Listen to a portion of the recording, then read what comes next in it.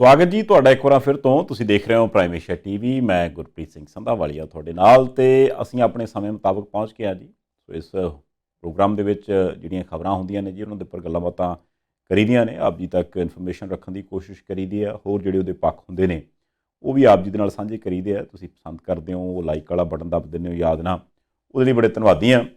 ਅੱਜ ਫਿਰ ਇੱਕ ਵਾਰ ਅਸੀਂ ਤਾਰਾਂ ਤੂਰਾਂ ਪਾ ਲਈਆਂ ਨੇ ਜੀ ਆਪਣੇ ਵੱਲੋਂ, ਤੇ ਕੁੰਡੀ ਲਾ ਲਈ ਆ, ਤੇ ਬੱਤੀ ਚੈੱਕ ਕਰ ਲਈ ਆ ਵੀ ਤਿੰਨਾਂ ਫੇਜ਼ਾਂ ਦੇ ਵਿੱਚ ਸਹੀ ਆਉਂਦੀ ਹੈ। ਤੇ ਵੇਖਦੇ ਹਾਂ ਵੀ ਭਲਾ ਹੁਣ ਗੱਲਾਂ ਵਾਲੀ ਮੋਟਰ ਚੱਲਦੀ ਕਿ ਨਹੀਂ ਚੱਲਦੀ। ਕੀ ਹਾਲ ਨੇ ਬਾਠ ਸਾਹਿਬ? ਨਹੀਂ ਬਸ ਠੀਕ ਹੈ। ਤੇ ਲੰਗਰ ਪਾਣੀ ਪ੍ਰਸ਼ਾਦਾ ਪੂਰਾ ਛਕਣਾ ਹੈ, ਜਾਣੀ ਕਹਿਣ ਦਾ ਆਪਾਂ ਭੁੱਖ ਰੱਖ ਕੇ ਨਹੀਂ ਖਾਣਾ, ਜਿੱਦਾਂ ਕਹਿੰਦੇ ਹੁੰਦੇ ਆ ਕਿ ਭਾਈ ਥੋੜ੍ਹੀ ਜਿਹੀ ਭੁੱਖ ਰੱਖ ਕੇ ਖਾਣੀ ਚਾਹੀਦੀ ਹੈ, ਐਨ ਵਧੀਆ, ਫਿਰ ਨੀਂਦਰ ਠੀਕ ਆਉਂਦੀ ਹੈ।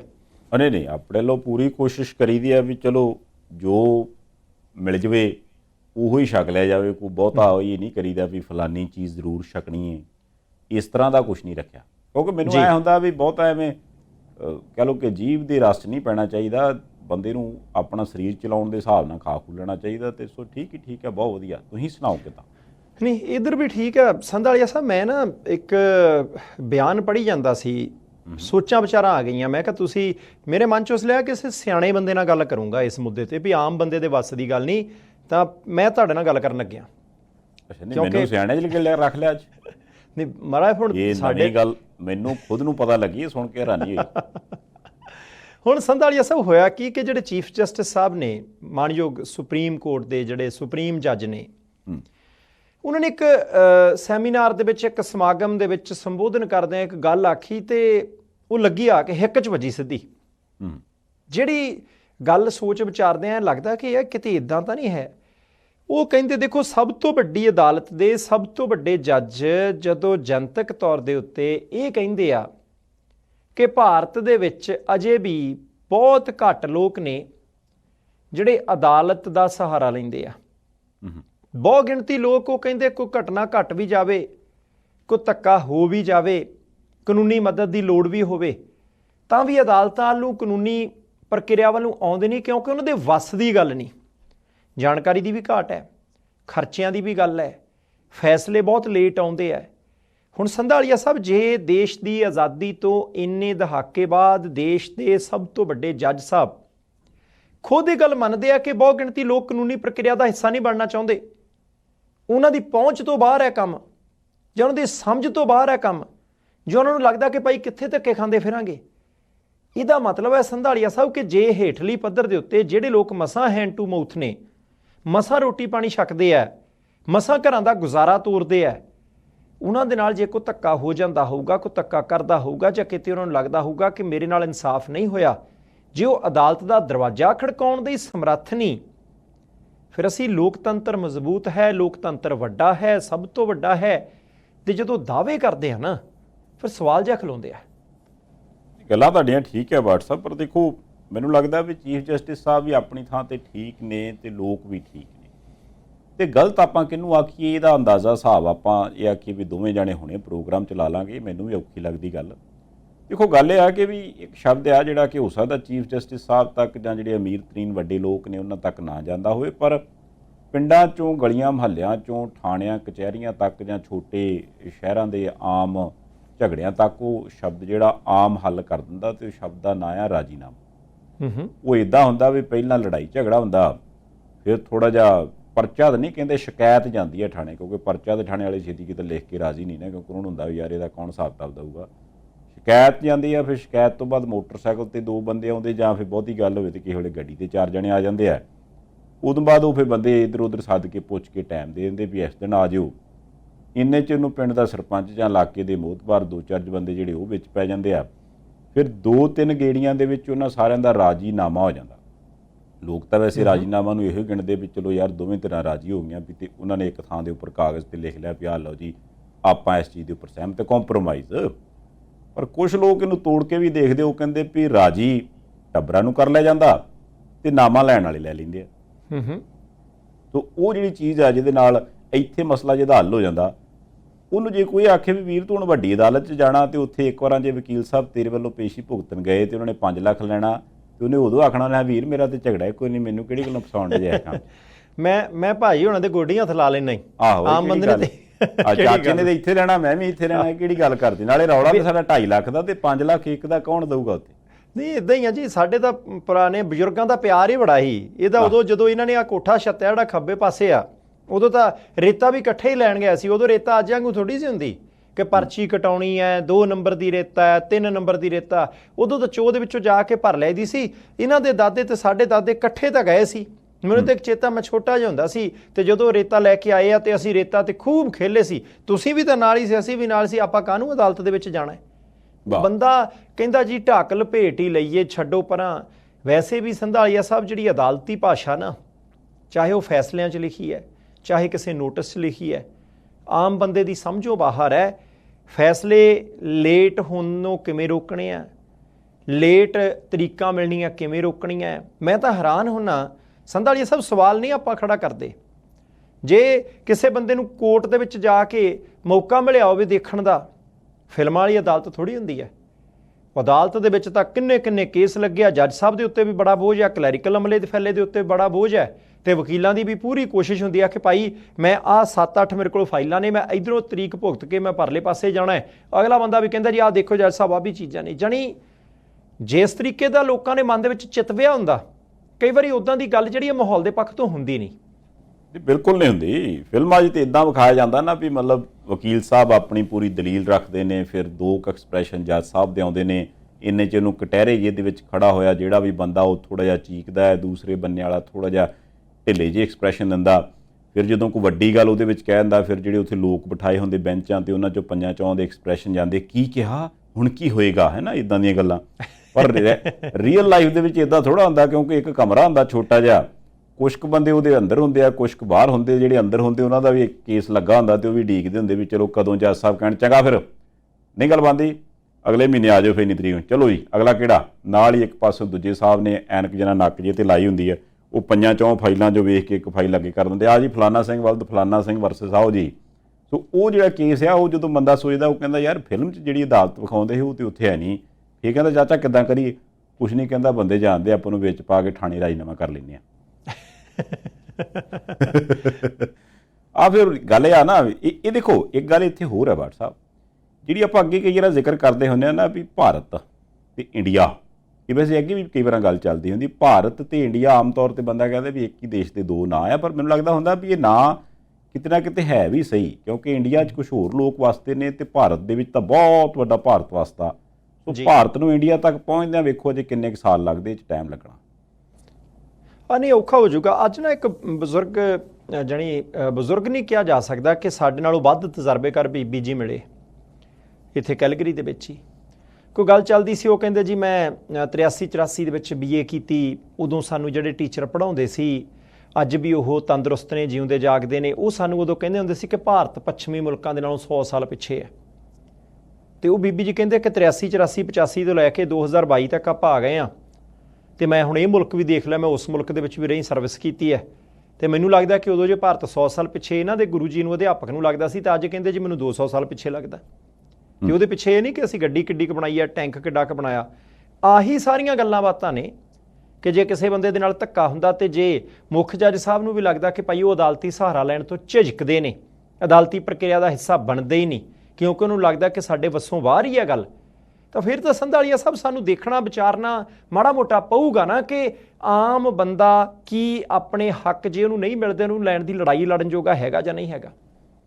ਇਹ ਗੱਲ ਠੀਕ ਆ। ਦੇਖੋ ਗੱਲ ਇਹ WhatsApp ਵੀ ਇਹ ਇਕੱਲੀ ਇੱਕ ਵਿਸ਼ੇ ਦੀ ਗੱਲ ਨਹੀਂ ਆ। ਜੇ ਹੁਣ ਚਰਚਾ ਆਪਾਂ ਛੇੜ ਹੀ ਲਈ ਆ ਜੀ ਵੀ ਫਰਕ ਆਮ ਬੰਦੇ ਦੀ ਜੀਵਨ ਜ਼ਿੰਦਗੀ ਜਿਹੜੀ ਆ ਉਹ ਕਿੱਦਾਂ ਦੀ ਆ, ਤਾਂ ਉਹਦੇ ਵਿੱਚ ਮੈਨੂੰ ਲੱਗਦਾ ਜਿਹੜਾ ਕੇਸ ਹੈ ਇਸ ਵਕਤ ਸਭ ਤੋਂ ਜ਼ਿਆਦਾ ਗਰਮ ਆ, ਸਰਗਰਮ ਆ, ਉਹਨੂੰ ਵੀ ਛੇੜ ਲਈਏ ਕਿ ਵੀ ਇੱਕ ਹਸਪੀਟਲ ਦੇ ਵਿੱਚ ਜਾਂ ਇੱਕ ਮੈਡੀਕਲ ਅਦਾਰੇ ਦੇ ਵਿੱਚ ਮੰਤਰੀ ਸਾਹਿਬ ਆਉਂਦੇ ਨੇ ਤੇ ਮੰਤਰੀ ਸਾਹਿਬ ਇਤਰਾਜ਼ ਉਜਰ ਕਰਦੇ ਨੇ ਕਿ ਵੀ ਯਾਰ ਆਹ ਕੀ ਰੱਖਿਆ ਤੇ ਇੱਥੇ ਕਿੱਦਾਂ ਤੁਸੀਂ ਬੰਦਾ ਪਾ ਕੇ ਉਹਦਾ ਇਲਾਜ ਕਰ ਸਕਦੇ ਹੋ।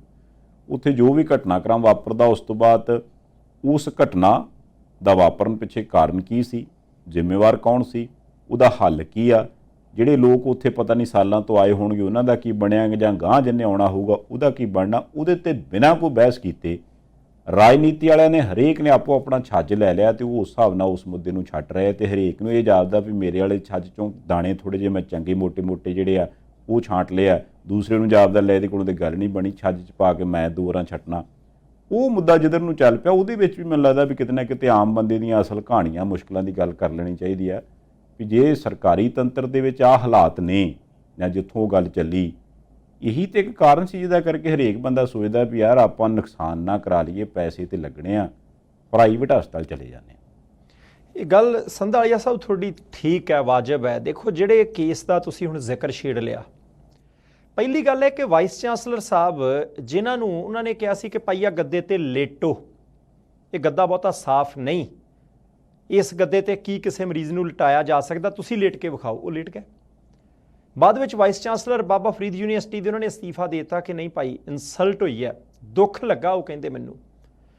ਦੇਖੋ ਵਾਈਸ ਚਾਂਸਲਰ ਸਾਹਿਬ ਬਹੁਤ ਪੜ੍ਹੇ ਲਿਖੇ ਨੇ, ਡਾਕਟਰ ਨੇ, ਸਰਜਰੀ ਕਰਦੇ ਆ, ਡਾਕਟਰ ਰੱਬ ਦਾ ਦੂਸਰਾ ਰੂਪ ਹੁੰਦਾ, ਉਹਨਾਂ ਦਾ ਸਨਮਾਨ, ਉਹਨਾਂ ਦਾ ਸਤਿਕਾਰ ਬਹੁਤ ਚੰਗੇ ਤਰੀਕੇ ਬਹਾਲ ਰਹਿਣਾ ਚਾਹੀਦਾ, ਇਹਦੇ ਵਿੱਚ ਕੋਈ ਦੋ ਰਾਏ ਨਹੀਂ। ਚੇਤਨ ਸਿੰਘ ਜੌੜੇ ਮਾਜਰਾ ਸਾਹਿਬ ਸਿਹਤ ਮੰਤਰੀ ਪੰਜਾਬ, ਜਿਨ੍ਹਾਂ ਨੇ ਵੀਡੀਓ ਬੜੀਆਂ ਵਾਇਰਲ ਹੋਈਆਂ ਉਸ ਵੇਲੇ ਦੀਆਂ, ਜਿਨ੍ਹਾਂ ਨੇ ਇੱਦਾਂ ਕਿਹਾ ਥੋੜ੍ਹਾ ਜਿਹਾ ਹੋਰ ਵੱਧ ਪੋਲਾਈਟ ਚੱਲਦੇ, ਹੋਰ ਵੱਧ ਸੌਫਟ ਚੱਲਦੇ, ਹੋਰ ਵੱਧ ਨਰਮੀ ਦੇ ਨਾਲ, ਹੋਰ ਵੱਧ ਸਤਿਕਾਰਕ ਭਾਸ਼ਾ ਦੇ ਨਾਲ ਚੱਲਦੇ ਤਾਂ ਚੰਗਾ ਹੁੰਦਾ। ਇੱਕ ਗੱਲ ਤਾਂ ਇੱਥੇ ਪੱਕੀ ਹੈ ਕਿ ਵੱਧ ਸਤਿਕਾਰ ਵੀਸੀ ਸਾਹਿਬ ਨੂੰ ਮਿਲਣਾ ਚਾਹੀਦਾ ਸੀ। ਦੂਸਰੇ ਪਾਸੇ ਆਪਾਂ ਜੇ ਇਸ ਕੇਸ ਦੀ ਕੱਲੇ ਪਹਿਲੂ ਦੀ ਛਾਣਬੀਣ ਕਰਾਂਗੇ ਸੰਧਾਲੀਆ ਸਾਹਿਬ ਇੱਕ ਪੱਤਰਕਾਰ ਦੇ ਨਜ਼ਰੀਏ ਤੋਂ ਆਪਾਂ, ਪਰ ਡਾਕਟਰ ਦਲਜੀਤ ਸਿੰਘ ਚੀਮਾ ਸਾਹਿਬ ਵੀ ਗਏ, ਉਹ ਕਹਿੰਦੇ ਜੀ ਬਹੁਤ ਮਾੜਾ, ਬੰਟੀ ਰਮਾਣਾ ਸਾਹਿਬ ਨਾਲ ਸੀ, ਕਹਿੰਦੇ ਜੀ ਸ਼ਰਮ ਆਉਣੀ ਚਾਹੀਦੀ ਹੈ, ਇਦਾਂ ਦਾ ਵਿਹਾਰ ਕਰਦੇ ਆਪਾਂ ਅਫਸਰ ਨਾਲ। ਦੂਸਰੇ ਪਾਸੇ ਰਾਜਾ ਵੜਿੰਗ ਸਾਹਿਬ ਗਏ, ਉਹ ਵੀ ਕਹਿੰਦੇ ਜੀ ਮਾਫੀ ਮੰਗ ਲੈਣੀ ਚਾਹੀਦੀ ਹੈ, ਇਦਾਂ ਨਹੀਂ ਗੱਲ, ਗੋਡੀਆਂ ਹੱਥ ਲਾ ਦਿਓ, ਨਹੀਂ ਤਾਂ ਘੱਟੋ ਘੱਟ ਜੱਫੀ ਪਾਓ ਉਹਨਾਂ ਨੂੰ ਆ ਕੇ, ਸਾਡੇ ਮਾਪਿਆਂ ਸਮਾਨ ਏਡੀ ਸਤਿਕਾਰਿਤ ਸ਼ਖਸੀਅਤ ਹੈ, ਇੰਨੇ ਦਹਾਕੇ ਹੋ ਗਏ ਉਹਨਾਂ ਨੂੰ ਸਰਵਿਸ ਕਰਦਿਆਂ ਨੂੰ, ਤੇ ਜੇ ਆਪਾਂ ਉਹਨਾਂ ਦੇ ਨਾਲ ਇਦਾਂ ਦਾ ਵਿਹਾਰ ਕਰਾਂਗੇ ਤਾਂ ਮਾੜਾ। ਕੈਪਟਨ ਅਮਰਿੰਦਰ ਸਿੰਘ ਹੋਰਾਂ ਨੇ ਕਿਹਾ ਕਿ ਬਰਖਾਸਤ ਕਰਨਾ ਚਾਹੀਦਾ ਸਿਹਤ ਮੰਤਰੀ ਪੰਜਾਬ ਸਰਕਾਰ ਚੇਤਨ ਸਿੰਘ ਜੌੜੇ ਮਾਜਰਾ ਸਾਹਿਬ ਨੂੰ। ਮਨਜਿੰਦਰ ਸਿੰਘ ਸਿਰਸਾ ਸਾਹਿਬ ਦਿੱਲੀ ਬੈਠੇ ਵੀ ਬੋਲੇ, ਭਾਰਤੀ ਜਨਤਾ ਪਾਰਟੀ ਦੀ ਲੀਡਰਸ਼ਿਪ ਬੋਲੀ, ਪ੍ਰਤਾਪ ਸਿੰਘ ਬਾਜਵਾ ਸਾਹਿਬ ਬੋਲੇ, ਜਾਣੀ ਕਿ ਦੋ ਤਰ੍ਹਾਂ ਰਿਹਾ, ਇੱਕ ਕਿ ਤੁਰੰਤ ਮਾਫੀ ਮੰਗਣ ਚੇਤਨ ਸਿੰਘ ਜੌੜੇ ਮਾਜਰਾ, ਦੂਸਰਾ ਕਿ ਉਹਨਾਂ ਨੂੰ ਮੰਤਰੀ ਮੰਡਲ ਦੇ ਵਿੱਚੋਂ ਬਾਹਰ ਕੱਢਿਆ ਜਾਵੇ। ਕਈਆਂ ਨੇ ਦੋਨੋਂ ਡਿਮਾਂਡਸ ਕੀਤੀਆਂ, ਕਈਆਂ ਨੇ ਇੱਕ ਹੀ ਮੰਗ ਕੀਤੀ।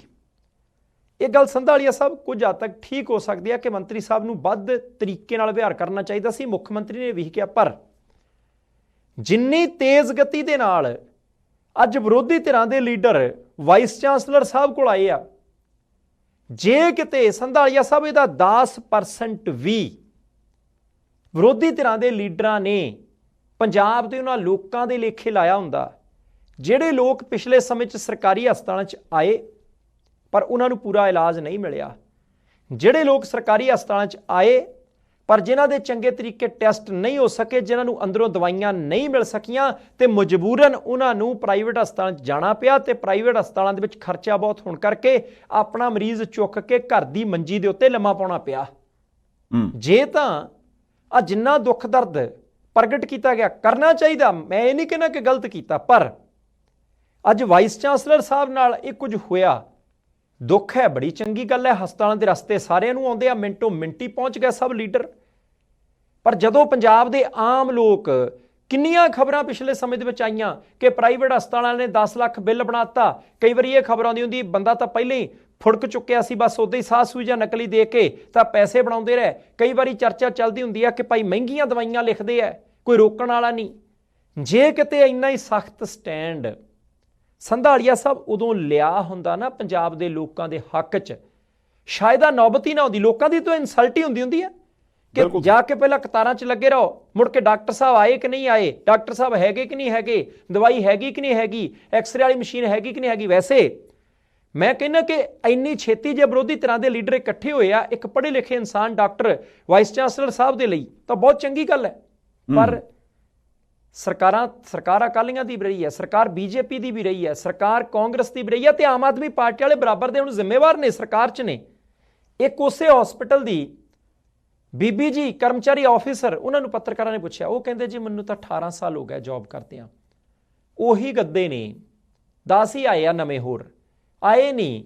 ਡਿਮਾਂਡ ਲਿਖ ਕੇ ਭੇਜੀ ਦੀ ਹੈ ਕਿ ਇਹਨੇ ਦਿੱਤੇ ਹੀ ਨਹੀਂ, ਤੇ 18 ਸਾਲਾਂ ਦੇ ਵਿੱਚ ਤਾਂ ਸੁੱਖ ਨਾਲ ਸਮੇਤ ਆਮ ਆਦਮੀ ਪਾਰਟੀ, ਕਾਂਗਰਸ, ਅਕਾਲੀ, ਭਾਜਪਾ ਸਾਰਿਆਂ ਦੀਆਂ ਸਰਕਾਰਾਂ ਰਹੀਆਂ, ਤੇ ਜਦੋਂ ਉਹੋ ਹੀ ਉੱਲੀ ਲੱਗੇ ਗੰਦੇ ਪੁਰਾਣੇ ਗੱਦਿਆਂ ਦੇ ਉੱਤੇ ਮਰੀਜ਼ ਆ ਕੇ, ਪੰਜਾਬ ਦੇ ਲੋਕ ਆ ਕੇ ਬੈਠਦੇ ਸੀ, ਤੁਹਾਡੇ ਵੋਟਰ ਆ ਕੇ ਬੈਠਦੇ ਸੀ, ਉਦੋਂ ਸਾਨੂੰ ਉਹਨਾਂ ਦੀ ਇਨਸਲਟ ਮਹਿਸੂਸ ਹੀ ਨਹੀਂ ਹੋਈ। ਅੱਜ ਆਪਾਂ ਹੋਰ ਤਰੀਕੇ ਤੁਰ ਪਏ। ਵਾਈਸ ਚਾਂਸਲਰ ਸਾਹਿਬ ਦਾ ਸਤਿਕਾਰ ਬਹਾਲ ਰਹਿਣਾ ਚਾਹੀਦਾ ਸੀ, ਮੰਤਰੀ ਸਾਹਿਬ ਨੂੰ ਵੱਧ ਨਰਮੀ ਦੇ ਨਾਲ ਗੱਲਬਾਤ ਕਰਨੀ ਚਾਹੀਦੀ ਸੀ, ਪਰ ਨਰੋਲ ਰਾਜਨੀਤੀ ਨਹੀਂ। ਸਾਰੇ ਜਣੇ ਜ਼ਿੰਮੇਵਾਰੀ ਸਮਝੋ, ਸਾਰੇ ਜਣੇ ਕਹੋ ਕਿ ਭਾਈ ਸਾਡੇ ਤੋਂ ਵੀ ਨਹੀਂ ਹੋਇਆ, ਤੇ ਇਸੇ ਕਰਕੇ ਜੇ ਤੁਸੀਂ ਨਵੇਂ ਗੱਦੇ ਲੈ ਕੇ ਦਿੱਤੇ ਹੁੰਦੇ ਅੱਜ ਨੌਬਤ ਹੀ ਨਾ ਆਉਂਦੀ। ਮੈਂ ਉਸੇ ਗੱਲ ਤੇ ਆਉਣਾ ਚਾਹੁੰਦਾ ਸੀ। ਉਹ ਗੱਲ ਵਾਕਿਆ ਹੀ ਨੋਟ ਕਰਨ ਵਾਲੀ ਆ, ਜਿੱਦਾਂ ਉਹ ਭੈਣ ਜੀ ਹੁਣੀ ਜਿਹੜੇ ਕਿ ਉੱਥੇ ਜੌਬ ਕਰਦੇ ਨੇ, ਤੇ ਜਿੱਦਾਂ ਉਹਨਾਂ ਨੇ ਕਿਹਾ ਵੀ ਵਰਬਲੀ ਅਸੀਂ ਕਹਿ ਦਿੰਦੇ ਹਾਂ ਤੇ ਵਰਬਲੀ ਸਾਨੂੰ ਜਵਾਬ ਮਿਲ ਜਾਂਦਾ ਵੀ ਗੱਦੇ ਚਾਹੀਦੇ, ਉਹ ਕਹਿੰਦੇ ਕੋਈ ਗੱਲ ਨਹੀਂ ਭੇਜਾਂਗੇ, ਉਹ ਕਹਿੰਦੇ ਲੋੜ ਸੀਗੀ ਕੋਈ ਨਹੀਂ ਆ ਜਾਣਗੇ। ਗੱਲ ਇਹ ਆ ਕਿ ਵੀ ਹੁਣ ਇਸ ਵਕਤ ਜਿੰਨੇ ਵੀ ਲੀਡਰ ਸਾਹਿਬਾਨ ਨੇ ਇਨਕਲੂਡਿੰਗ ਆਮ ਆਦਮੀ ਪਾਰਟੀ, ਹਰੇਕ ਨੂੰ ਬੜਾ ਦਰਦ ਆਉਂਦਾ, ਕਿਉਂਕਿ ਉਹ ਜਿਹੜੀਆਂ ਫੋਟੋਆਂ ਜਿੱਦਾਂ ਦੀਆਂ ਬਾਅਦ 'ਚ ਮੀਡੀਆ ਨੇ ਦਿਖਾਈਆਂ ਵੀ ਆਹ ਗੱਦੇ ਦੇਖ ਲਓ ਚੁੱਕ ਚੁੱਕ ਕੇ, ਤੇ ਫਿਰ ਕਿਹਾ ਇਹ ਜਾਂਦਾ ਵੀ ਯਾਰ ਇਹ ਸਕਿਨ ਵਾਰਡ ਆ, ਮਤਲਬ ਜੇ ਕਿਸੇ ਬੰਦੇ ਨੂੰ ਸਕਿਨ ਦੀ ਪ੍ਰੋਬਲਮ ਆ ਉਸ ਬੰਦੇ ਨੂੰ ਇੱਥੇ ਪਾਉਣਾ। ਮੈਨੂੰ ਕੋਈ ABCD ਛੋਟੇ ਤੋਂ ਲੈ ਕੇ ਵੱਡਾ ਡਾਕਟਰ ਦੱਸ ਦੇਵੇ ਵੀ ਜਿਹੜੇ ਮਰੀਜ਼ ਨੂੰ ਸਕਿਨ ਦੀ ਪ੍ਰੋਬਲਮ ਹੁੰਦੀ ਉਹਨੂੰ ਇਹੋ ਜਿਹੇ ਗੱਦੇ ਤੇ ਪਾਇਆ ਜਾ ਸਕਦਾ। ਹੁਣ ਗੱਲ ਇਹ ਆ ਵੀ ਇਹ ਸਾਰਾ ਕੁਝ ਜੇ ਉੱਥੇ ਚੱਲਦਾ ਸੀ, ਜੇ ਉੱਥੇ ਜੋ ਕੁਝ ਵੀ ਵੇਖ ਕੇ ਕਿਸੇ ਨੂੰ ਵੀ ਮੇਰੇ ਖਿਆਲ ਨਾਲ ਰੋਹ ਆ ਸਕਦਾ, ਉਹਦੇ ਵਿੱਚ ਜੋ ਘਟਨਾਕ੍ਰਮ ਵਾਪਰਿਆ ਉਹ ਮਾੜਾ, ਆਪਾਂ ਉਹਨੂੰ ਕਹਿੰਦੇ ਵੀ ਮਾੜਾ, ਪਰ ਕੀ ਉਹ ਗਲਤੀ ਹੁਣੇ ਹੋਈ ਆ? ਸਵਾਲ ਵੱਡਾ ਇਹ ਆ। ਤੇ ਇੱਕ ਮੈਂ ਹੋਰ ਗੱਲ ਸੁਣ ਰਿਹਾ ਸੀ ਡਾਕਟਰ ਰਾਜ ਬਹਾਦਰ ਹੋਰਾਂ ਦੀ, ਜਿਹੜੇ ਕਿ VC ਸਾਹਿਬ ਨੇ, ਜਿਹਨਾਂ ਨੇ ਅਸਤੀਫਾ ਦਿੱਤਾ, ਉਹ ਬੜੇ ਮਿਹਨਤੀ ਨੇ। ਮੁੱਖ ਮੰਤਰੀ ਸਾਹਿਬ ਨੇ ਵੀ ਜ਼ਿਕਰ ਕੀਤਾ ਉਹਨਾਂ ਦਾ, ਉਹ ਕਹਿੰਦੇ ਮੈਂ ਅੱਜ ਦਾ ਨਹੀਂ ਜਾਣਦਾ, ਮੇਰੇ ਮਿੱਤਰ ਨੇ, ਮੇਰੇ ਫਾਦਰ ਸਾਹਿਬ ਨੂੰ ਇੱਕ ਪ੍ਰੋਬਲਮ ਆ ਗਈ ਸੀ, ਉਦੋਂ ਚੰਡੀਗੜ੍ਹ ਹੁੰਦੇ ਸੀਗੇ ਪ੍ਰਿੰਸੀਪਲ ਇੱਕ ਕਾਲਜ ਦੇ ਵਿੱਚ, ਉਦੋਂ ਉਹਨਾਂ ਨੇ ਆਪਰੇਟ ਕੀਤਾ ਸੀ ਐਂਡ ਸਾਡਾ ਬੜਾ ਪਿਆਰ ਆਪਸ ਦੇ ਵਿੱਚ, ਤੇ ਉਹਨਾਂ ਦਾ ਅਸਤੀਫਾ ਅਸੀਂ ਪ੍ਰਵਾਨ ਨਹੀਂ ਕੀਤਾ, ਕੋਈ ਗੱਲ ਨਹੀਂ, ਮੈਂ ਉਹਨਾਂ ਕੋਲ ਅਪੋਲੋਜਾਈਜ਼ ਕੀਤਾ, ਮੰਨ ਜਾਣਗੇ। ਡਾਕਟਰ ਸਾਹਿਬ ਨੇ ਵੀ ਮੰਨੀ ਗੱਲ, ਉਹ ਕਹਿੰਦੇ ਮੇਰੀ ਗੱਲ ਹੋਈ ਹੈ ਮੁੱਖ ਮੰਤਰੀ ਸਾਹਿਬ ਨਾਲ, ਉਹਨਾਂ ਨੇ ਅਪੋਲੋਜਾਈਜ਼ ਕੀਤਾ, ਕੋਈ ਗੱਲ ਨਹੀਂ, ਠੀਕ ਆ, ਮੈਂ ਹੁਣ ਠੀਕ ਹਾਂ, ਅਸਤੀਫਾ ਵੀ ਚਲੋ ਅੱਜ ਕੱਲ੍ਹ ਦੇ ਵਿੱਚ ਵਾਪਸ ਹੋ ਜਾਊਗਾ। ਪਰ ਇੱਕ ਜ਼ਿਕਰ ਉਹਨਾਂ ਨੇ ਕੀਤਾ, ਉਹ ਕਹਿੰਦੇ ਵੀ ਦੇਖੋ ਡਿਮਾਂਡ ਆਉਣੀ ਹੁੰਦੀ ਆ, ਡਿਮਾਂਡ ਉੱਪਰ ਜਾਣੀ ਹੁੰਦੀ ਹੈ, ਐਂਡ ਉਸ ਤੋਂ ਬਾਅਦ ਸਮਾਨ ਆਉਣਾ ਹੁੰਦਾ ਹੈ, ਤੇ ਇਹਦਾ ਇਹ ਡਾਕਟਰ ਰਾਜ ਬਹਾਦਰ ਹੋਰਾਂ ਸਾਹਿਬ ਦੀ ਵਰਡਿੰਗ ਹੈ, 9 ਮਹੀਨੇ ਲੱਗਦੇ ਆ ਕਹਿੰਦੇ ਸਮਾਨ ਖਰੀਦਣ ਤੇ। ਬਈ ਕਮਾਲ ਹੋ ਗਈ, ਇਹ ਕਿਹੜਾ ਬੰਦਾ? ਜਿੰਨੇ ਵੀ ਲੀਡਰ ਸਾਹਿਬਾਨ ਹੋਣ ਵਾਲੇ ਨੇ ਜਾਂ ਜਿਹੜੇ ਹੋਣ ਇਸ ਵਕਤ ਭੱਜ ਕੇ ਜਾ ਕੇ ਉੱਥੇ ਰਾਜ ਬਹਾਦਰ ਸਾਹਿਬ ਨਾਲ ਗੱਲ ਕਰ ਰਹੇ ਨੇ ਵੀ ਬਹੁਤ ਮਾੜੀ ਹੋਈ, ਕਿਸੇ ਨਾਲ ਦੇਖਿਆ ਵੀ ਮਹਾਰਾਜ ਇੱਕ, ਉਹ ਕਹਿੰਦੇ ਜੀ ਇੱਕ ਪੈਨਸਲ ਖਰੀਦਣੀ ਹੋਵੇ ਤੇ 9 ਮਹੀਨੇ ਬਾਅਦ ਪੈਨਸਲ ਆਊਗੀ। ਇਹ ਕਿੰਨੇ ਸਿਸਟਮ ਬਣਾਇਆ? ਮੈਂ ਨਾ ਵੀ ਠੀਕ ਹੈ, ਇੱਥੇ ਨਾ ਤਾਂ VC ਸਾਹਿਬ ਗਲਤ ਨੇ, ਨਾ ਆਪਾਂ ਉਹਨਾਂ ਨੂੰ ਕਹਿੰਦੇ ਆ ਵੀ ਜਿਨ੍ਹਾਂ ਨੇ ਡਿਮਾਂਡ ਦਿੱਤੀ ਉਹ ਜਿਹੜਾ ਉੱਥੋਂ ਦਾ ਅਮਲਾ ਫੈਲਾ ਵੀ ਮਹਾਰਾਜ ਸਾਡੇ ਕੋਲ ਸਮਾਨ ਨਹੀਂ ਆਉਂਦਾ, ਪਰ ਲੀਡਰ ਸਾਹਿਬਾਨ ਚਾਹੇ ਹੋਣ ਵਾਲੀ ਪਾਰਟੀ ਵਾਲੇ ਨੇ, ਚਾਹੇ ਪਿਛਲੀ ਸਰਕਾਰ ਵਾਲੇ ਨੇ, ਚਾਹੇ ਉਹ ਤੋਂ ਪਿਛਲੀ ਸਰਕਾਰ ਵਾਲੇ ਨੇ, ਕਿਉਂਕਿ 15-18 ਸਾਲ ਤੋਂ ਉਹ ਕਹਿੰਦੇ ਜੇ ਗੱਦੇ ਉਹੀ ਨੇ, ਤੇ 15-18 ਸਾਲਾਂ ਦੇ ਵਿੱਚ ਕੋਈ 9 ਮਹੀਨੇ ਨਹੀਂ ਆਏ ਉਹ ਜਦੋਂ ਇਹ ਸਿਸਟਮ ਬਣਿਆ ਹੋਊਗਾ ਵੀ ਯਾਰ ਜੇ 9 ਮਹੀਨੇ ਚੀਜ਼ ਖਰੀਦਣ ਤੇ ਲੱਗਦੇ ਆ ਤੇ ਫਿਰ ਬੰਦਾ ਉੱਥੇ ਡੀਕਦਾ ਰਿਹਾ ਕਰੇ ਵੀ ਮਹਾਰਾਜ ਉਹ ਭੇਜੀ ਹੈ ਜੀ ਡਿਮਾਂਡ, ਜੇ 9 ਮਹੀਨੇ ਤੁਹਾਡਾ ਮਰੀਜ਼ ਬਚ ਗਿਆ ਫਿਰ ਇਲਾਜ ਕਰ ਦਾਂਗੇ, ਨਹੀਂ ਤਾਂ ਠੀਕ ਆ। ਸੰਧਾਲੀਆ ਸਾਹਿਬ, ਚੰਗਾ ਹੁੰਦਾ ਜੇ ਮੰਤਰੀ ਚੇਤਨ ਸਿੰਘ ਜੌੜੇ ਮਾਜਰਾ ਸਾਹਿਬ ਜਦੋਂ ਉਹਨਾਂ ਨੇ ਦੇਖਿਆ ਕਿ ਗੱਦੇ ਨਹੀਂ ਠੀਕ, ਜੇ ਦੇਖਿਆ ਹੋਊਗਾ ਕਿ ਸਫਾਈ ਨਹੀਂ ਠੀਕ, ਕਿਤੇ ਹੋਰ ਜਾਣ ਕਿ ਪਾਣੀ ਦਾ ਪ੍ਰਬੰਧ ਨਹੀਂ, ਵਾਟਰ ਕੂਲਰ ਹੈ ਨਹੀਂ, ਦਵਾਈਆਂ ਹੈ ਨਹੀਂ, ਮੈਨੂੰ ਲੱਗਦਾ ਸੀ ਕਿ ਪਹਿਲਾ ਸਟੈਪ ਇਹ ਕਿਤੇ ਨਾ ਕਿਤੇ ਉਹਨਾਂ ਨੂੰ ਲੈਣਾ ਚਾਹੀਦਾ ਕਿ ਭਾਈ ਤੁਸੀਂ ਦੱਸੋ, ਕਿਉਂਕਿ ਡਾਕਟਰ ਆ ਨਾ ਜਿਹੜਾ ਸੰਧਾਲੀਆ ਸਾਹਿਬ, ਉਹਨੇ ਤਨਖਾਹ ਲੈਣੀ ਤੇ ਉਹਨੇ ਮਰੀਜ਼ਾਂ ਦਾ ਇਲਾਜ ਕਰਨਾ, ਹਸਪਤਾਲ ਦੇ ਵਿੱਚ ਦਵਾਈ ਲਿਆਉਣੀ ਉਹਦਾ ਕੰਮ ਨਹੀਂ, ਉਹ ਸਰਕਾਰ ਨੇ ਆਪਣੇ ਖਜ਼ਾਨੇ 'ਚੋਂ ਭੇਜਣੀ ਹੈ। ਹਸਪਤਾਲ ਦੇ ਵਿੱਚ ਬੈੱਡ ਲਿਆਉਣੇ, ਗੱਦੇ ਲਿਆਉਣੇ, ਬਾਕੀ ਸਮਾਨ ਲਿਆਉਣਾ ਉਹਦਾ ਕੰਮ ਨਹੀਂ, ਉਹ ਸਰਕਾਰ ਦਾ ਕੰਮ ਹੈ। ਪੁੱਛਣਾ ਚਾਹੀਦਾ ਸੀ ਕਿ ਭਾਈ ਡਿਮਾਂਡ ਭੇਜੀ ਹੈ, ਕਦੇ ਸਰਕਾਰ ਨੂੰ ਦੱਸਿਆ ਕਿ ਸਾਡੇ ਹਸਪਤਾਲ ਦੇ ਵਿੱਚ ਗੱਦਿਆਂ ਦੇ ਆਹ ਹਾਲਾਤ ਨੇ, ਕਦੇ ਲਿਖਤੀ ਭੇਜਿਆ? ਪੁੱਛਣਾ ਚਾਹੀਦਾ ਸੀ। ਜੇ ਉਹ ਲਿਖ ਭੇਜਦੇ ਆ ਹਰ ਸਾਲ ਡਿਮਾਂਡਾਂ ਤੇ ਚੱਕ ਕੇ ਉਹਨੂੰ ਗਾਰਬੇਜ ਕਰੀ ਜਾਂਦੇ, ਕੂੜੇ ਵਾਲੇ ਡੱਬੇ 'ਚ ਅਗਲੇ ਸਿੱਟੀ ਜਾਂਦੇ ਉੱਪਰਲੇ ਬੰਦੇ ਕਿ ਭਾਈ ਇਹਨਾਂ ਦਾ ਤਾਂ ਕੰਮ ਹੀ ਆ ਚਿੱਠੀਆਂ ਲਿਖਦੇ ਰਹਿੰਦੇ, ਤੁਹਾਨੂੰ ਗੱਦੇ ਹੁਣ ਕਿੱਥੋਂ ਦੇ ਦਈਏ, ਫੇਰ ਤਾਂ ਭਾਈ ਉਹਨਾਂ ਦਾ ਕਸੂਰ ਕੋਈ ਨਹੀਂ। ਜੇ ਉਹਨਾਂ ਨੇ ਨਹੀਂ ਲਿਖ ਕੇ ਭੇਜਿਆ, ਜੇ ਉਹਨਾਂ ਦੇ ਕੋਲੇ ਕੋਈ ਰਿਕਾਰਡ ਨਹੀਂ, ਜਿਹੜੇ ਵੀ ਸੰਬੰਧਿਤ ਹਸਪਤਾਲ ਦੇ ਪ੍ਰਬੰਧਕ ਨੇ, ਮੈਂ ਉਹਨਾਂ ਦੀ ਗੱਲ ਕਰਦਾ, ਤਾਂ ਜੇ ਨਹੀਂ ਲਿਖ ਕੇ ਭੇਜਿਆ ਤਾਂ ਫਿਰ ਭਾਈ ਨਾਲ ਬਰਾਬਰ ਦੇ ਹਿੱਸੇਦਾਰ ਨੇ, ਫਿਰ ਦੋਸ਼ੀ ਨੇ ਕਿ ਭਾਈ ਤੁਸੀਂ ਧਿਆਨ ਕਿਉਂ ਨਹੀਂ ਰੱਖਿਆ। ਦੂਸਰਾ, ਨਾਲ ਦੀ ਨਾਲ ਸੰਧਾਲੀਆ ਸਾਹਿਬ ਇੱਕ ਗੱਲ ਹੈਗੀ ਹੈ, ਜੌੜੇ ਮਾਜਰਾ ਸਾਹਿਬ ਨੂੰ ਮਾਮਲਾ ਠੰਡਾ ਕਰਨ ਦੇ ਲਈ ਜੋ ਕੁਝ ਵੀ ਕਰਨਾ ਚਾਹੀਦਾ, ਕਰਨਾ ਪੈ ਸਕਦਾ ਉਹ ਕਰਨ, ਪਰ ਇੱਕ ਗੱਲ ਆ ਕਿ ਜੇ ਛਾਪੇਮਾਰੀ ਨਾ ਕੀਤੀ ਜਾਵੇ, ਜੇ ਹਾਲ ਅੱਜ ਪਤਾ ਲੱਗਾ ਸਾਰਿਆਂ ਨੂੰ ਕਿ ਭਾਈ ਉੱਥੇ ਗੱਦੇ ਠੀਕ ਨਹੀਂ ਸਕਿਨ ਵਾਰਡ 'ਚ, ਨਹੀਂ ਤਾਂ ਕਿਸੇ ਨੂੰ ਪਤਾ ਲੱਗਣੇ ਸੀ। ਆਪਾਂ ਕੈਪਟਨ ਅਮਰਿੰਦਰ ਸਿੰਘ ਹੋਰਾਂ ਬਾਬਤ ਕਹਿੰਦੇ ਨਿਕਲਦੇ ਹੀ ਨਹੀਂ ਯਾਰ ਘਰੋਂ, ਜਾਂਦੇ ਹੀ ਨਹੀਂ ਯਾਰ ਘਰੋਂ, ਜਾਣਗੇ ਤਾਂ ਪਤਾ ਲੱਗੂ ਪੰਜਾਬ ਦੇ ਕੀ ਹਾਲਾਤ ਨੇ। ਇਹ ਜਾਂਦੇ ਨੇ, ਚਾਹੇ ਪਬਲਿਸਿਟੀ ਦੇ ਕਰਕੇ ਹੋਵੇ, ਜਾਂਦੇ ਨੇ, ਜੇ ਜਾ ਕੇ ਪਹਿਚਾਣ ਕਰ ਲਈ ਹੈ ਤਾਂ ਭਾਈ ਉੱਥੇ ਸਮਾਨ ਨਵਾਂ ਆਵੇ। ਜਿਹੜੀ 9 ਮਹੀਨਿਆਂ ਦੀ ਗੱਲ ਹੈ ਸੰਧਾਲੀਆ ਸਾਹਿਬ, ਕਮਾਲ। ਸ਼ਾਮੀ ਕੋਈ ਘਟਨਾ ਘਟ ਜਾਏ, ਕਿਸੇ ਸਿਆਸੀ ਪਾਰਟੀ ਦੇ ਕਿਸੇ ਲੀਡਰ ਨੂੰ ਪੁਲਿਸ ਕਿਸੇ ਕੇਸ 'ਚ ਚੁੱਕ ਕੇ ਲੈ ਜਾਏ, ਸਵੇਰੇ 10,000 ਦਾ ਇਕੱਠ ਕਰ ਦੇਣਗੇ, ਸਵੇਰੇ 5,000 ਵਹੀਕਲ ਲਿਆ ਕੇ ਰੋਡ ਸ਼ੋਅ ਕਰ ਦੇਣਗੇ ਇਹ ਸਿਆਸਤਦਾਨ। 3-4 ਦਿਨਾਂ ਦੇ ਵਿੱਚ ਲੱਖਾਂ ਦੀ ਮੈਂਬਰਸ਼ਿਪ ਕਰ ਦੇਣਗੇ। ਰਾਤੋਂ ਰਾਤ ਟੈਂਟ ਲਾ ਕੇ ਰੈਲੀ ਵਾਲੀ ਥਾਂ ਬਦਲ ਦੇਣਗੇ ਜੇ ਕਿਤੇ ਮੀਂਹ ਆ ਜਾਵੇ। ਤੇ ਜਦੋਂ ਇਹੀ ਲੀਡਰ ਡਿਪਾਰਟਮੈਂਟ ਸਾਂਭਦੇ ਆ, ਵਿਭਾਗ ਸਾਂਭਦੇ ਆ, ਉਦੋਂ ਕਹਿੰਦੇ ਜੀ 9 ਮਹੀਨੇ ਲੱਗਦੇ। ਸੰਧਾਲੀਆ ਸਾਹਿਬ ਮੰਨ ਲਓ ਕਿ ਅੱਜ ਮੰਜਾ ਖਰਾਬ ਹੋ ਗਿਆ, ਮਰੀਜ਼ ਵੱਧਦੇ ਆ, ਡਿਮਾਂਡ ਭੇਜ ਦਿੱਤੀ ਕਿ ਭਾਈ ਆ ਗੱਦੇ ਬਦਲ ਦੋ, ਆ ਮੰਜੇ ਬਦਲ ਦੋ, ਇੱਥੇ ਆ ਚੀਜ਼ ਚਾਹੀਦੀ ਹੈ। 9 ਮਹੀਨਿਆਂ ਦੇ ਵਿੱਚ ਕੀ ਪਤਾ ਕਿਹੜੇ ਰਾਜੇ ਦੀ ਪਰਜਾ ਹੈ, ਯਾਨੀ ਕਿਹੜਾ ਐਸਾ ਸਿਸਟਮ ਹੈ। ਈਮੇਲ ਤੁਹਾਡੇ ਕੋਲ, ਫੈਕਸ ਤੁਹਾਡੇ ਕੋਲ। ਈਮੇਲ ਅੱਜ ਮੰਨ ਲਓ ਕਿ ਵਾਈਸ ਚਾਂਸਲਰ ਸਾਹਿਬ ਨੇ ਕਰ ਦਿੱਤੀ ਸਰਕਾਰ ਦੇ ਸੰਬੰਧਿਤ ਅਧਿਕਾਰੀ ਨੂੰ ਜਾਂ ਮੰਤਰੀ ਨੂੰ ਕਿ ਸਾਨੂੰ ਆਹ ਚੀਜ਼ਾਂ ਚਾਹੀਦੀਆਂ। 1 ਮਿੰਟ ਦੇ ਵਿੱਚ ਈਮੇਲ ਪਹੁੰਚਦੀ ਆ ਨਾ, 1 ਮਿੰਟ ਦੇ ਵਿੱਚ ਉਹਦਾ ਜਵਾਬ ਆ ਸਕਦਾ ਨਾ। ਜੇ ਕੋਈ ਹੋਰ ਪੁੱਛਣਾ, ਕੁਐਸਚਨਿੰਗ ਕਰਨੀ ਆ, ਕਰ ਲਓ ਨਾ, ਤਾਂ 5-7 ਦਿਨਾਂ ਦੇ ਵਿੱਚ ਕਿਹੜੀ ਚੀਜ਼ ਹੈ ਜਿਹੜੀ ਹਸਪਤਾਲ 'ਚ ਨਹੀਂ ਆ ਸਕਦੀ। 9 ਮਹੀਨੇ ਕਿੱਥੇ ਲੱਗੀ ਜਾਂਦੇ ਆ ਬਈ। ਇਹ ਇੱਕ ਵੱਡਾ ਸਵਾਲ ਆ। ਜੀ। ਦੇਖੋ, ਜੇ ਡਾਕਟਰ ਸਾਹਿਬ ਨੇ ਇਹ ਗੱਲ ਕੀਤੀ ਆ ਤੇ ਮੇਰੇ ਖਿਆਲ ਨਾਲ ਹੋਣ ਵਾਲੀ ਸਰਕਾਰ ਨੂੰ ਜ਼ਰੂਰ ਇਸ ਚੀਜ਼ ਦੇ ਉੱਪਰ ਕੰਮ ਕਰਨਾ ਚਾਹੀਦਾ ਵੀ ਇੱਕ ਪੈਨਸਲ ਤੋਂ ਲੈ ਕੇ ਕਹਿੰਦੇ ਕੁਝ ਵੀ ਮੰਗਾਉਣਾ ਹੋਵੇ ਤੇ 9 ਮਹੀਨੇ ਲੱਗਦੇ ਆ। ਅੱਜ ਡਿਮਾਂਡ ਜਾਊਗੀ ਤੇ ਸਮਾਨ ਫਾਈਨਲ ਪਹੁੰਚਣ ਤੱਕ ਇਹ 9 ਮਹੀਨੇ ਦਾ ਚੱਕਰ ਕੀ, ਪਹਿਲਾਂ ਤੇ ਇਹ ਜੋੜੇ ਮਾਰਾ ਸਾਹਿਬ ਜ਼ਰੂਰ ਪਤਾ ਕਰ ਲੈਣ। ਦੂਜੀ ਗੱਲ ਮੈਂ ਐ ਸੋਚਦਾ ਸੀ WhatsApp ਵੀ ਇਹ ਸਰਕਾਰੀ ਤੰਤਰ 'ਚ ਜਦੋਂ ਆਪਾਂ ਪਿਛਲੇ ਹਿਸਾਬ ਨਾਲ ਦੇਖਦੇ ਹਾਂ ਵੀ ਜੇ ਤਾਂ ਆਪਣਾ ਹਿਸਾਬ ਕਿਤਾਬ ਹੋਵੇ ਫਿਰ ਤਾਂ ਕਹਿੰਦੇ ਵੀ ਉਧਰੋਂ ਭਾਵੇਂ ਸਰਕਾਰ ਰਹੀ ਵੀ ਨਾ ਹੋਵੇ, ਰਿਜ਼ਲਟ ਵੀ ਆ ਗਿਆ ਹੋਵੇ ਵੀ ਆਪਾਂ ਹਾਰ ਗਏ ਆ, ਤਾਂ ਵੀ ਦਸਤਖਤ ਹੋ ਜਾਂਦੇ ਵੀ ਫਟਾਫਟ ਫਲਾਨੀ ਜ਼ਮੀਨ ਫਲਾਨੇ ਥਾਂ ਤੇ ਦੇ ਦਿਓ। ਤੇ ਕੀ ਗੱਲ ਇਹ ਗੱਦਿਆਂ ਵਾਲੀ ਥਾਂ ਦੇ ਉੱਪਰ ਕਿਤੇ ਦਸਤਖਤ ਹੀ ਨਾ ਹੋਏ ਵੀ ਯਾਰ ਉੱਥੇ ਮਰੀਜ਼ ਵਿਚਾਰੇ ਮਰਨ ਡਿਆ ਤੇ ਕੋਈ ਗੱਲ ਨਹੀਂ, ਆ ਲਓ 9 ਮਹੀਨੇ ਨਹੀਂ ਆਪਾਂ ਲਾਉਣੇ, ਆਪਾਂ 9 ਦਿਨਾਂ 'ਚ ਉਹਨਾਂ ਨੂੰ ਸਮਾਨ ਦਿੰਦੇ ਹਾਂ। ਬਿਲਕੁਲ ਸੰਧਾਲੀਆ ਸਾਹਿਬ, ਪਿਛਲੇ ਦਿਨੀ ਨਾ ਡਾਕਟਰ ਰਾਜਕੁਮਾਰ ਚੱਬੇਵਾਲ ਹੋਰੀ ਜਿਹੜੇ ਕਿ ਪੰਜਾਬ ਵਿਧਾਨ ਸਭਾ ਦੇ ਵਿੱਚ ਵਿਰੋਧੀ ਧਿਰ ਦੇ ਉਪ ਨੇਤਾ ਨੇ, ਚੱਬੇਵਾਲ ਤੋਂ ਕਾਂਗਰਸ ਦੇ MLA ਨੇ, ਕਿਉਂਕਿ ਡਾਕਟਰ ਨੇ ਖੁਦ। ਮੈਂ ਉਹਨਾਂ ਨੂੰ ਪੁੱਛਿਆ ਇਸੇ ਪ੍ਰੋਗਰਾਮ ਪ੍ਰਾਈਮ ਟਾਈਮ ਦੇ ਵਿੱਚ ਕਿ ਕਿਵੇਂ ਜੀ ਮਾਹੌਲ ਵੀ ਤੁਸੀਂ ਇੱਕ ਡਾਕਟਰ ਹੋ, ਕੀ ਪੰਜਾਬ ਦੇ ਸਰਕਾਰੀ ਹਸਪਤਾਲਾਂ ਦੇ ਵਿੱਚ ਜਾਂ ਪ੍ਰਾਈਵੇਟ ਹਸਪਤਾਲਾਂ ਦੇ ਵਿੱਚ ਕੋਈ ਕਾਨੂੰਨੀ ਤੌਰ ਤੇ ਇਦਾਂ ਦਾ ਨੁਕਤਾ ਪ੍ਰਬੰਧ ਕੀਤਾ ਜਾ ਸਕਦਾ ਹੈ ਕਿ ਸਾਲਟੀ ਲਿਖਿਆ ਜਾਵੇ, ਮਹਿੰਗੀ ਦਵਾਈ ਲਿਖੀ ਨਾ ਜਾਵੇ, ਜੇ ਸੇਮ ਹੀ ਕੰਮ ਕਰਦੀ ਹੈ ਤਾਂ ਸਸਤੀ ਦਵਾਈ ਲਿਖੀ ਜਾਵੇ, ਕਿ ਇਹ ਸੰਭਵ ਨਹੀਂ ਹੈ? ਕਹਿੰਦੇ ਕਿਉਂ ਨਹੀਂ ਸੰਭਵ? ਸੰਭਵ ਆ। ਜਾਣੀ ਜਿਹੜੀਆਂ ਚੀਜ਼ਾਂ ਸੰਭਵ ਨੇ, ਪੋਸੀਬਲ ਨੇ, ਜੇ ਪੋਲੀਟੀਕਲ ਲੀਡਰ ਉਹ ਵੀ ਨਹੀਂ ਕਰਦੇ ਫਿਰ ਤਾਂ ਬਹੁਤ ਮਾੜੀ ਗੱਲ ਹੈ। ਜੇ ਪੰਜਾਬ ਦੇ ਆਮ ਲੋਕਾਂ ਨੂੰ ਸਸਤੀ ਦਵਾਈ ਮਿਲਣ ਲੱਗ ਜਾਏ, ਹਸਪਤਾਲ ਦੇ ਵਿੱਚ ਸਾਫ਼ ਸਫਾਈ ਮਿਲਣ ਲੱਗ ਜਾਏ, ਇਹਨੇ 7 ਦਿਨਾਂ ਦੇ ਵਿੱਚ ਠੀਕ ਹੋਣਾ, 4 ਦਿਨਾਂ ਦੇ ਵਿੱਚ ਠੀਕ ਹੋ ਕੇ ਘਰ ਆਜੂ, ਤਾਂ ਹੋ ਸਕਦਾ ਜਿੱਦਾਂ ਸਕਿਨ ਜਾਣੀ ਕਿ ਚਮੜੀ ਰੋਗਾਂ ਦਾ ਜਿਹੜਾ ਸੀਗਾ ਉਹ ਪੱਖ, ਉੱਥੇ ਜੇ ਹੁਣ ਚਮੜੀ ਜਿਹੜੇ ਬੈੱਡ ਤੇ ਬਹਿਣਾ, ਚਮੜੀ ਨਾਲ ਲੱਗਣੀ ਹੈ, ਮੈਨੂੰ ਲੱਗਦਾ ਜਿਹੜਾ ਨਹੀਂ ਬਿਮਾਰ ਹੋ ਕੇ ਨਿਕਲਦਾ ਹੋਣਾ। ਬਾਕੀ ਵਾਈਸ ਚਾਂਸਲਰ ਸਾਹਿਬ ਦਾ ਸਤਿਕਾਰ ਜਿੰਨਾ ਹੋ ਸਕੇ, ਕਿਉਂਕਿ ਜਿਹੜਾ ਬੰਦਾ ਡਾਕਟਰ ਹੀ ਬਣ ਗਿਆ, ਸਰਜਨ ਬਣ ਗਿਆ, ਜਿਹਨੇ ਲੋਕਾਂ ਨੂੰ ਤੁਰਨ ਲਾਉਣਾ ਹੈ, ਜਿਹਨੇ ਲੋਕਾਂ ਨੂੰ ਦੁਬਾਰਾ ਜ਼ਿੰਦਗੀ ਪ੍ਰਦਾਨ ਕਰਨੀ ਹੈ, ਉਹਨਾਂ ਦੇ ਨਾਲ ਵਿਹਾਰ ਚੰਗਾ ਹੋਣਾ ਚਾਹੀਦਾ। ਜੋੜੇ ਮਹਾਰਾਜ ਸਾਹਿਬ ਕਿਉਂਕਿ ਜੇ ਥੋੜੇ ਦਿਨ ਪਹਿਲਾਂ ਸਿਹਤ ਮੰਤਰੀ ਬਣੇ ਆ, ਜੋੜੇ ਮਹਾਰਾਜ ਸਾਹਿਬ ਡਿਮਾਂਡ ਲੈ ਲਓ, ਇੱਕ ਹੈਲਪਲਾਈਨ ਨੰਬਰ ਦੇ ਦਿਓ ਕਿ ਪੰਜਾਬ ਦੇ ਸਰਕਾਰੀ ਹਸਪਤਾਲਾਂ ਦੇ ਵਿੱਚ ਕਿਹੜੀ ਚੀਜ਼ ਦੀ ਘਾਟ ਹੈ, ਸਾਨੂੰ ਇੱਥੇ ਈਮੇਲ ਕਰ ਦਿਓ, ਟੈਲੀਫੋਨ ਤੇ ਲਿਖਾ ਦਿਓ, ਫਿਰ ਉਹ ਘਾਟਾਂ ਪੂਰੀਆਂ ਕਰ ਦਿਓ, ਠੋਕ ਕੇ ਮਾਰੋ ਛਾਪੇ। ਜੇ ਫਿਰ ਵੀ ਨਹੀਂ ਕੋਈ ਕੰਮ ਕਰਦਾ ਤਾਂ ਫਿਰ ਵਧੀਆ ਤਰੀਕੇ ਦੇ ਨਾਲ ਜਿੱਦਾਂ ਹੋ ਸਕਦਾ ਉੱਦਾਂ ਖਿੱਚੋ ਕੰਮ ਨੂੰ। ਇੱਕ ਹੋਰ ਇਹਦੇ 'ਚ ਸਿਨੈਰੀਓ ਆ ਵਿਚਾਰਨ ਵਾਲਾ WhatsApp, ਇਹ ਹੈ ਕਿ ਕੁਝ ਹੋਰ ਡਾਕਟਰ ਸਾਹਿਬਾਨ ਜਿਹੜੇ ਨੇ ਉਹਨਾਂ ਨੇ ਆਪਣਾ ਜਿਹੜਾ ਅਸਤੀਫਾ ਹੈ ਜੀ ਉਹਦੀ ਆਫਰ ਦਿੱਤੀ ਹੈ ਵੀ ਆਹ ਲਓ ਜੀ ਅਸੀਂ ਵੀ ਉਹਨਾਂ ਦੇ ਹੱਕ 'ਚ ਆਫਰ ਦਿੰਦੇ ਹਾਂ ਜੀ, ਅਸਤੀਫਾ ਅਸੀਂ ਵੀ ਦੇ ਦਿੰਦੇ ਹਾਂ ਵੀ ਇਹ ਪ੍ਰੈਸ਼ਰ ਦੇ ਵਿੱਚ ਕੰਮ ਨਹੀਂ ਕੀਤਾ ਜਾ ਸਕਦਾ।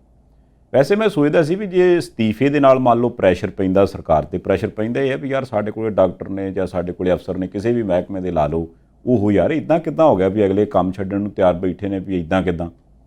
ਜੇ ਮੰਨ ਲਓ ਇਸ ਦੇ ਨਾਲ ਪ੍ਰੈਸ਼ਰ ਪੈਂਦਾ ਸੀ ਤੇ ਜੇ ਹੁਣ ਤੱਕ ਕਿਸੇ ਵੀ ਭਾਵੇਂ ਉਹ ਡਾਕਟਰੀ ਮਹਿਕਮੇ 'ਚ ਹੋ ਗਿਆ ਜਾਂ ਹੋਰ ਕਿਸੇ ਵੀ ਮਹਿਕਮੇ 'ਚ ਕੋਈ ਵੀ ਕੰਮ ਪਛੜਦਾ ਵੀ ਸਰਕਾਰਾਂ ਧਿਆਨ ਨਹੀਂ ਦਿੰਦੀਆਂ, ਤੇ ਆਹ ਦੇ ਤਰੀਕਾ ਹੀ ਬੜਾ ਵਧੀਆ ਸੀ ਯਾਰ। ਇਸ ਤੋਂ ਪਹਿਲਾਂ ਕਦੀ ਪ੍ਰੈਸ਼ਰ ਕਿਉਂ ਨਾ ਪਾਇਆ ਇੱਦਾਂ ਵੀ ਆਹ ਲਓ ਜੀ ਫਲਾਣੇ ਹਸਪਤਾਲ ਦੀ ਹਾਲਤ ਮਾੜੀ ਆ, ਇਸ ਕਰਕੇ ਸਾਰੇ ਪੰਜਾਬ ਦੇ ਸਾਰੇ ਡਾਕਟਰ ਜਾਂ ਸਾਰੇ ਅਫਸਰ ਸਾਹਿਬਾਨ ਆਹ ਲਓ ਜੀ ਅਸਤੀਫਾ ਦਿੰਦੇ ਆ, ਨਾਲੋਂ ਨਾਲ ਮੀਡੀਆ 'ਚ ਵੀ ਗੱਲ ਆਊ ਵੀ ਕਿਹੜੀ ਗੱਲੋਂ ਆਹ ਲਓ ਜੀ ਸਾਨੂੰ ਇੱਥੇ ਆਹ ਚੀਜ਼ ਚਾਹੀਦੀ ਆ, ਸਰਕਾਰ ਸਾਨੂੰ ਦਿੰਦੀ ਨਹੀਂ, ਇਸ ਕਰਕੇ ਅਸੀਂ ਪ੍ਰੈਸ਼ਰ ਪਾਉਣ ਲਈ ਅਸਤੀਫਾ ਦਿੱਤਾ।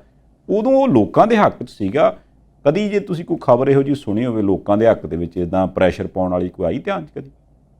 ਨਹੀਂ, ਥੋੜ੍ਹਾ ਹੁੰਦਾ ਜੀ ਕੰਮ, ਬਹੁਤਾ ਕਰਕੇ ਨਹੀਂ ਧਿਆਨ ਦੇ ਵਿੱਚ ਆਉਂਦੀ ਖਬਰ। ਜੇ ਅਸੀਂ ਸਾਰਿਆਂ ਦਾ ਸਤਿਕਾਰ ਕਰਦੇ ਜਿੰਨੇ ਡਾਕਟਰ ਸਾਹਿਬ ਨੇ, ਜੇ ਕਦੇ ਲੋਕਾਂ ਦੇ ਪੱਖ ਦੇ ਲਈ ਇੱਦਾਂ ਜਨਤਕ ਤੌਰ ਦੇ ਉੱਤੇ ਲਹਿਰ ਉਸਾਰਨ ਦਾ ਯਤਨ ਕੀਤਾ, ਤੁਸੀਂ ਟਿੱਪਣੀਆਂ ਲਿਖ ਦਿਓ। ਦੇਖੋ ਕੁੱਲ ਮਿਲਾ ਕੇ ਸੰਧਾਲੀਆ ਸਾਹਿਬ ਆਪਣੇ ਵੱਧ ਸਮਾਂ ਇੱਕੋ ਵਿਸ਼ੇ ਦੇ ਉੱਤੇ ਗੱਲਬਾਤ ਕਰਨ ਦਾ ਮਤਲਬ ਤਾਂ ਇੱਕੋ ਹੀ ਆ ਨਾ। ਨਹੀਂ, ਮੈਂ ਇੱਥੇ ਇੱਕ ਬੇਨਤੀ ਕਰਦਾ, ਕੋਈ ਇਹਨੂੰ ਇਹ ਨਾ ਸਮਝੇ ਵੀ ਹਾਂ ਅਸੀਂ ਇਹ ਕਹਿੰਦੇ ਵੀ ਉਹ ਅਸਤੀਫਾ ਕਿਉਂ ਦਿੰਦੇ ਨੇ ਜੀ, ਉਹ ਆਪਣਾ ਰੋਸ ਨਾ ਕਰ। ਰੋਸ ਬੜਾ ਵਧੀਆ ਕੀਤਾ ਜਾ ਸਕਦਾ। ਸਿਰਫ ਮੈਂ ਇਹ ਬੇਨਤੀ ਕਰ ਰਿਹਾ ਵੀ ਜੇ ਇਸ ਢੰਗ ਤਰੀਕੇ ਨਾਲ ਪ੍ਰੈਸ਼ਰ ਪਾ ਕੇ ਕੰਮ ਕਰਵਾਇਆ ਜਾ ਸਕਦਾ ਸੀ ਪਹਿਲਾਂ ਵੀ ਜਾਂ ਹੁਣ ਵੀ, ਤੇ ਫਿਰ ਆਪਾਂ ਇਦਾਂ ਹੀ ਕਰਵਾ ਲੈਂਦੇ। ਆਪਾਂ ਇਹ ਕਿਉਂ ਕਹਿ ਦਿੰਦੇ ਵੀ ਦੇਖੋ ਜੀ ਅਸੀਂ ਤਾਂ ਉੱਥੇ ਆਏ ਆ, ਸਰਕਾਰ ਪ੍ਰੋਵਾਈਡ ਕਰੂ ਤੇ ਆਪਾਂ ਕੰਮ ਕਰਾ ਦੇਵਾਂਗੇ। ਪਰ ਜੇ ਉੱਥੇ ਵੀ ਆਪਾਂ ਨੂੰ ਜਾਪਦਾ ਵੀ ਜਿੱਥੇ ਤੇ ਆਪਣੀ ਗੱਲ ਆ ਉੱਥੇ ਆਪਾਂ ਨੂੰ ਸਾਰੀ ਤਰ੍ਹਾਂ ਦਾ ਪ੍ਰੈਸ਼ਰ ਯਾਦ ਆ ਜਾਂਦਾ, ਜਿੱਥੇ ਕੋਈ ਲੋਕਾਂ ਦੇ ਭਲੇ ਦੀ ਗੱਲ, ਆਪਣੀ ਡਿਊਟੀ ਦੀ ਗੱਲ ਹੈ, ਉੱਥੇ ਆਪਾਂ ਘੇਸਲ ਮਾਰ ਜਾਂਦੇ ਹਾਂ। ਉਹ ਗੱਲ ਕਿਤੇ ਨਾ ਕਿਤੇ ਵਿਚਾਰਨ ਵਾਲੀ ਹੈ ਜੀ। ਬਾਕੀ ਸੰਧਾਲੀਆ ਸਾਹਿਬ, ਮੈਂ ਇੱਕ ਜ਼ਰੂਰ ਬੇਨਤੀ ਕਰਦਾ ਸਾਰੇ ਸਿਆਸਤਦਾਨ ਨੂੰ, ਵੜਿੰਗ ਸਾਹਿਬ ਨੇ, ਬਾਜਵਾ ਸਾਹਿਬ ਨੇ, ਅਸ਼ਵਨੀ ਸ਼ਰਮਾ ਸਾਹਿਬ ਨੇ, ਮਨਜਿੰਦਰ ਸਿੰਘ ਸਿਰਸਾ ਸਾਹਿਬ ਨੇ, ਸੁਖਬੀਰ ਸਿੰਘ ਬਾਦਲ ਸਾਹਿਬ, ਡਾਕਟਰ ਦਲਜੀਤ ਸਿੰਘ ਚੀਮਾ, ਜਿਨ੍ਹਾਂ ਨੇ ਠੋਕ ਵਜਾ ਕੇ ਇਸ ਮੁੱਦੇ ਤੇ ਵਿਰੋਧਤਾ ਕੀਤੀ ਹੈ, ਉਹ ਸਾਰੇ ਹੀ ਸੱਜਣ ਨਾਲ ਦੀ ਨਾਲ ਸੁਝਾਅ ਜ਼ਰੂਰ ਦਿਓ ਕਿ ਭਾਈ ਸਾਡੇ ਤੋਂ ਸਰਕਾਰਾਂ ਦੇ ਵੇਲੇ ਆਹ ਕੰਮ ਨਹੀਂ ਹੋ ਸਕਿਆ, ਤੁਸੀਂ ਐਂ ਕਰੋ। ਕਿਉਂਕਿ ਆਪਾਂ ਜੇ ਕੱਲੀਆਂ ਬਦਖੋਈਆਂ ਹੀ ਕਰਾਂਗੇ, ਸਰਕਾਰ ਬਦਲ ਜੂ ਅਗਲੀ ਵਾਰੀ, ਪਰ ਪੰਜਾਬ ਦੇ ਲੋਕਾਂ ਦੇ ਹਾਲਾਤ ਨਹੀਂ ਬਦਲਣਗੇ। ਹਾਲਾਤ ਕਿੱਦਾਂ ਬਦਲਣੇ ਆ? ਸਰਕਾਰਾਂ ਤੁਸੀਂ ਬਦਲੋ ਨਾ ਬਦਲੋ, ਕਿਉਂਕਿ ਅਸੀਂ ਤਾਂ ਜਿਹੜਾ ਘਾਹ ਖੋਤਦੇ ਆ ਪੰਜਾਬ ਦੇ ਆਮ ਲੋਕ, ਅਸੀਂ ਉਹੀ ਖੋਤਣਾ। ਤੇ ਤੁਸੀਂ ਪੰਜਾਬ ਦੇ ਲੋਕਾਂ ਦੀ ਭਾਈ ਤਕਦੀਰ ਬਦਲ ਸਕਦੇ ਹੋ, ਪਰ ਨਹੀਂ। ਹੁਣ ਮਾਫੀ ਮੰਗਣ ਦੇ ਨਾਲ ਮਾਫੀ ਮੰਗ ਲਈ ਜਾਵੇ, ਮੈਂ ਕਹਿੰਦਾ ਮੰਗਣੀ ਚਾਹੀਦੀ ਹੈ, ਸਤਿਕਾਰ ਦੇਣਾ ਚਾਹੀਦਾ ਵੀਸੀ ਸਾਹਿਬ ਨੂੰ, ਅਸਤੀਫਾ ਵਾਪਸ ਲੈਣ। ਜਿੰਨੇ ਸਿਆਣੇ ਬੰਦੇ ਨੇ, ਜਿੰਨੇ ਦਿਆਨਤਦਾਰ ਬੰਦੇ ਨੇ, ਉਸੇ ਹਿਸਾਬ ਕਿਤਾਬ ਦੇ ਨਾਲ ਤਾਂ ਭਾਈ ਅਗਲਿਆਂ ਦਾ ਸਤਿਕਾਰ ਚਾਹੀਦਾ। ਪਰ ਕੀ ਇਹਦੇ ਨਾਲ ਪੰਜਾਬ ਦਾ ਸਿਹਤ ਵਿਭਾਗ ਦਰੁਸਤ ਹੋ ਜੂ? ਉਹਦੇ ਵਿੱਚ ਹੋਰ ਕਿਹੜੀਆਂ ਚੀਜ਼ਾਂ ਕਰਨ ਵਾਲੀਆਂ? ਜਦੋਂ ਅਸਤੀਫਾ ਮੰਗਦੇ ਹੋ, ਜਦੋਂ ਮੰਤਰੀ ਮੰਡਲ ਦੇ ਵਿੱਚੋਂ ਬਰਖਾਸਤਗੀ ਦੀ ਗੱਲ ਕਰਦੇ ਹੋ, ਨਾਲ ਇੱਕ ਅੱਧਾ ਸਫਾਈ ਵੀ ਲਿਖ ਕੇ ਲੈ ਆਇਆ ਕਰੋ। ਕਿਉਂਕਿ ਪੰਜਾਬ ਦੇ ਲੋਕਾਂ ਨੂੰ ਇੱਕ ਦਿਨ ਬਾਅਦ ਜਦੋਂ ਢਿੱਡ ਪੀੜ ਹੋਈ, ਜਦੋਂ ਸਿਰ ਦੁਖਣ ਲੱਗਿਆ, ਜਦੋਂ ਮਾੜਾ ਮੋਟਾ ਕੱਟ ਵੱਢ ਹੋਈ, ਕਿਤੇ ਲੱਗ ਗਿਆ ਕੁਛ, ਤਾਂ ਉਦੋਂ ਫਿਰ ਭਾਈ ਮਾਫੀ ਨਾਲ ਕੱਲੀ ਨਾ ਕੰਮ ਨਹੀਂ ਚੱਲਣਾ। ਅਗਲੇ ਤਾਂ ਹਸਪਤਾਲ ਜਾਣਾ, ਹਸਪਤਾਲ 'ਚ ਦਵਾਈ ਹੋਵੇ, ਬਾਕੀ ਸਾਰੀਆਂ ਚੀਜ਼ਾਂ ਹੋਣ, ਗੱਲ ਤਾਂ ਬਣਦੀ ਹੈ। ਬਾਕੀ ਸੰਧਾਲੀਆ ਸਾਹਿਬ, ਇੱਕ ਚੀਜ਼ ਹੋਰ ਹੈ ਮੈਨੂੰ ਇੱਥੇ ਲੱਗੀ ਕਿ ਕੀ ਆਉਣ ਵਾਲੇ ਦਿਨਾਂ ਦੇ ਵਿੱਚ ਇਹ ਸਾਰੇ ਸਿਆਸਤਦਾਨ ਜਿਹੜੇ ਪੰਜਾਬ ਦੇ ਨੇ, ਜਿਨ੍ਹਾਂ ਨੂੰ ਲੱਗਦਾ ਕਿ ਭਾਈ ਅਸੀਂ ਵਧੀਆ ਕੰਮ ਕਰਦੇ ਹਾਂ, ਕੀ ਇਸ ਮੁੱਦੇ ਦੇ ਉੱਤੇ ਇਕੱਠੇ ਹੋ ਜਾਣਗੇ ਕਿ ਭਾਈ ਅਸੀਂ ਚੰਗੇ ਤਰੀਕੇ? ਹੁਣ ਬੜਾ ਚਰਚਾ ਚੱਲਦਾ ਸੀ ਮੁਹੱਲਾ ਕਲੀਨਿਕਾਂ ਦਾ, ਆਮ ਆਦਮੀ ਕਲੀਨਿਕ ਦਾ। ਸਾਰਿਆਂ ਨੇ ਕਿਹਾ ਜੀ ਇੱਕ ਸੀ 5 ਲੀਟਰ ਰੰਗ ਤੇ 2 ਬੰਦੇ ਪੇਂਟਰ। ਰਾਜਾ ਵੜਿੰਗ ਸਾਹਿਬ ਨੇ ਕਿਹਾ ਸੀ, ਬਾਕੀਆਂ ਨੇ ਫਿਰ ਸਾਥ ਦਿੱਤਾ। ਭਾਈ ਇਹਦੇ ਨਾਲ ਸੇਵਾ ਕੇਂਦਰਾਂ ਨੂੰ ਮੁਹੱਲਾ ਕਲੀਨਿਕ ਬਣਾ ਦਿੱਤਾ।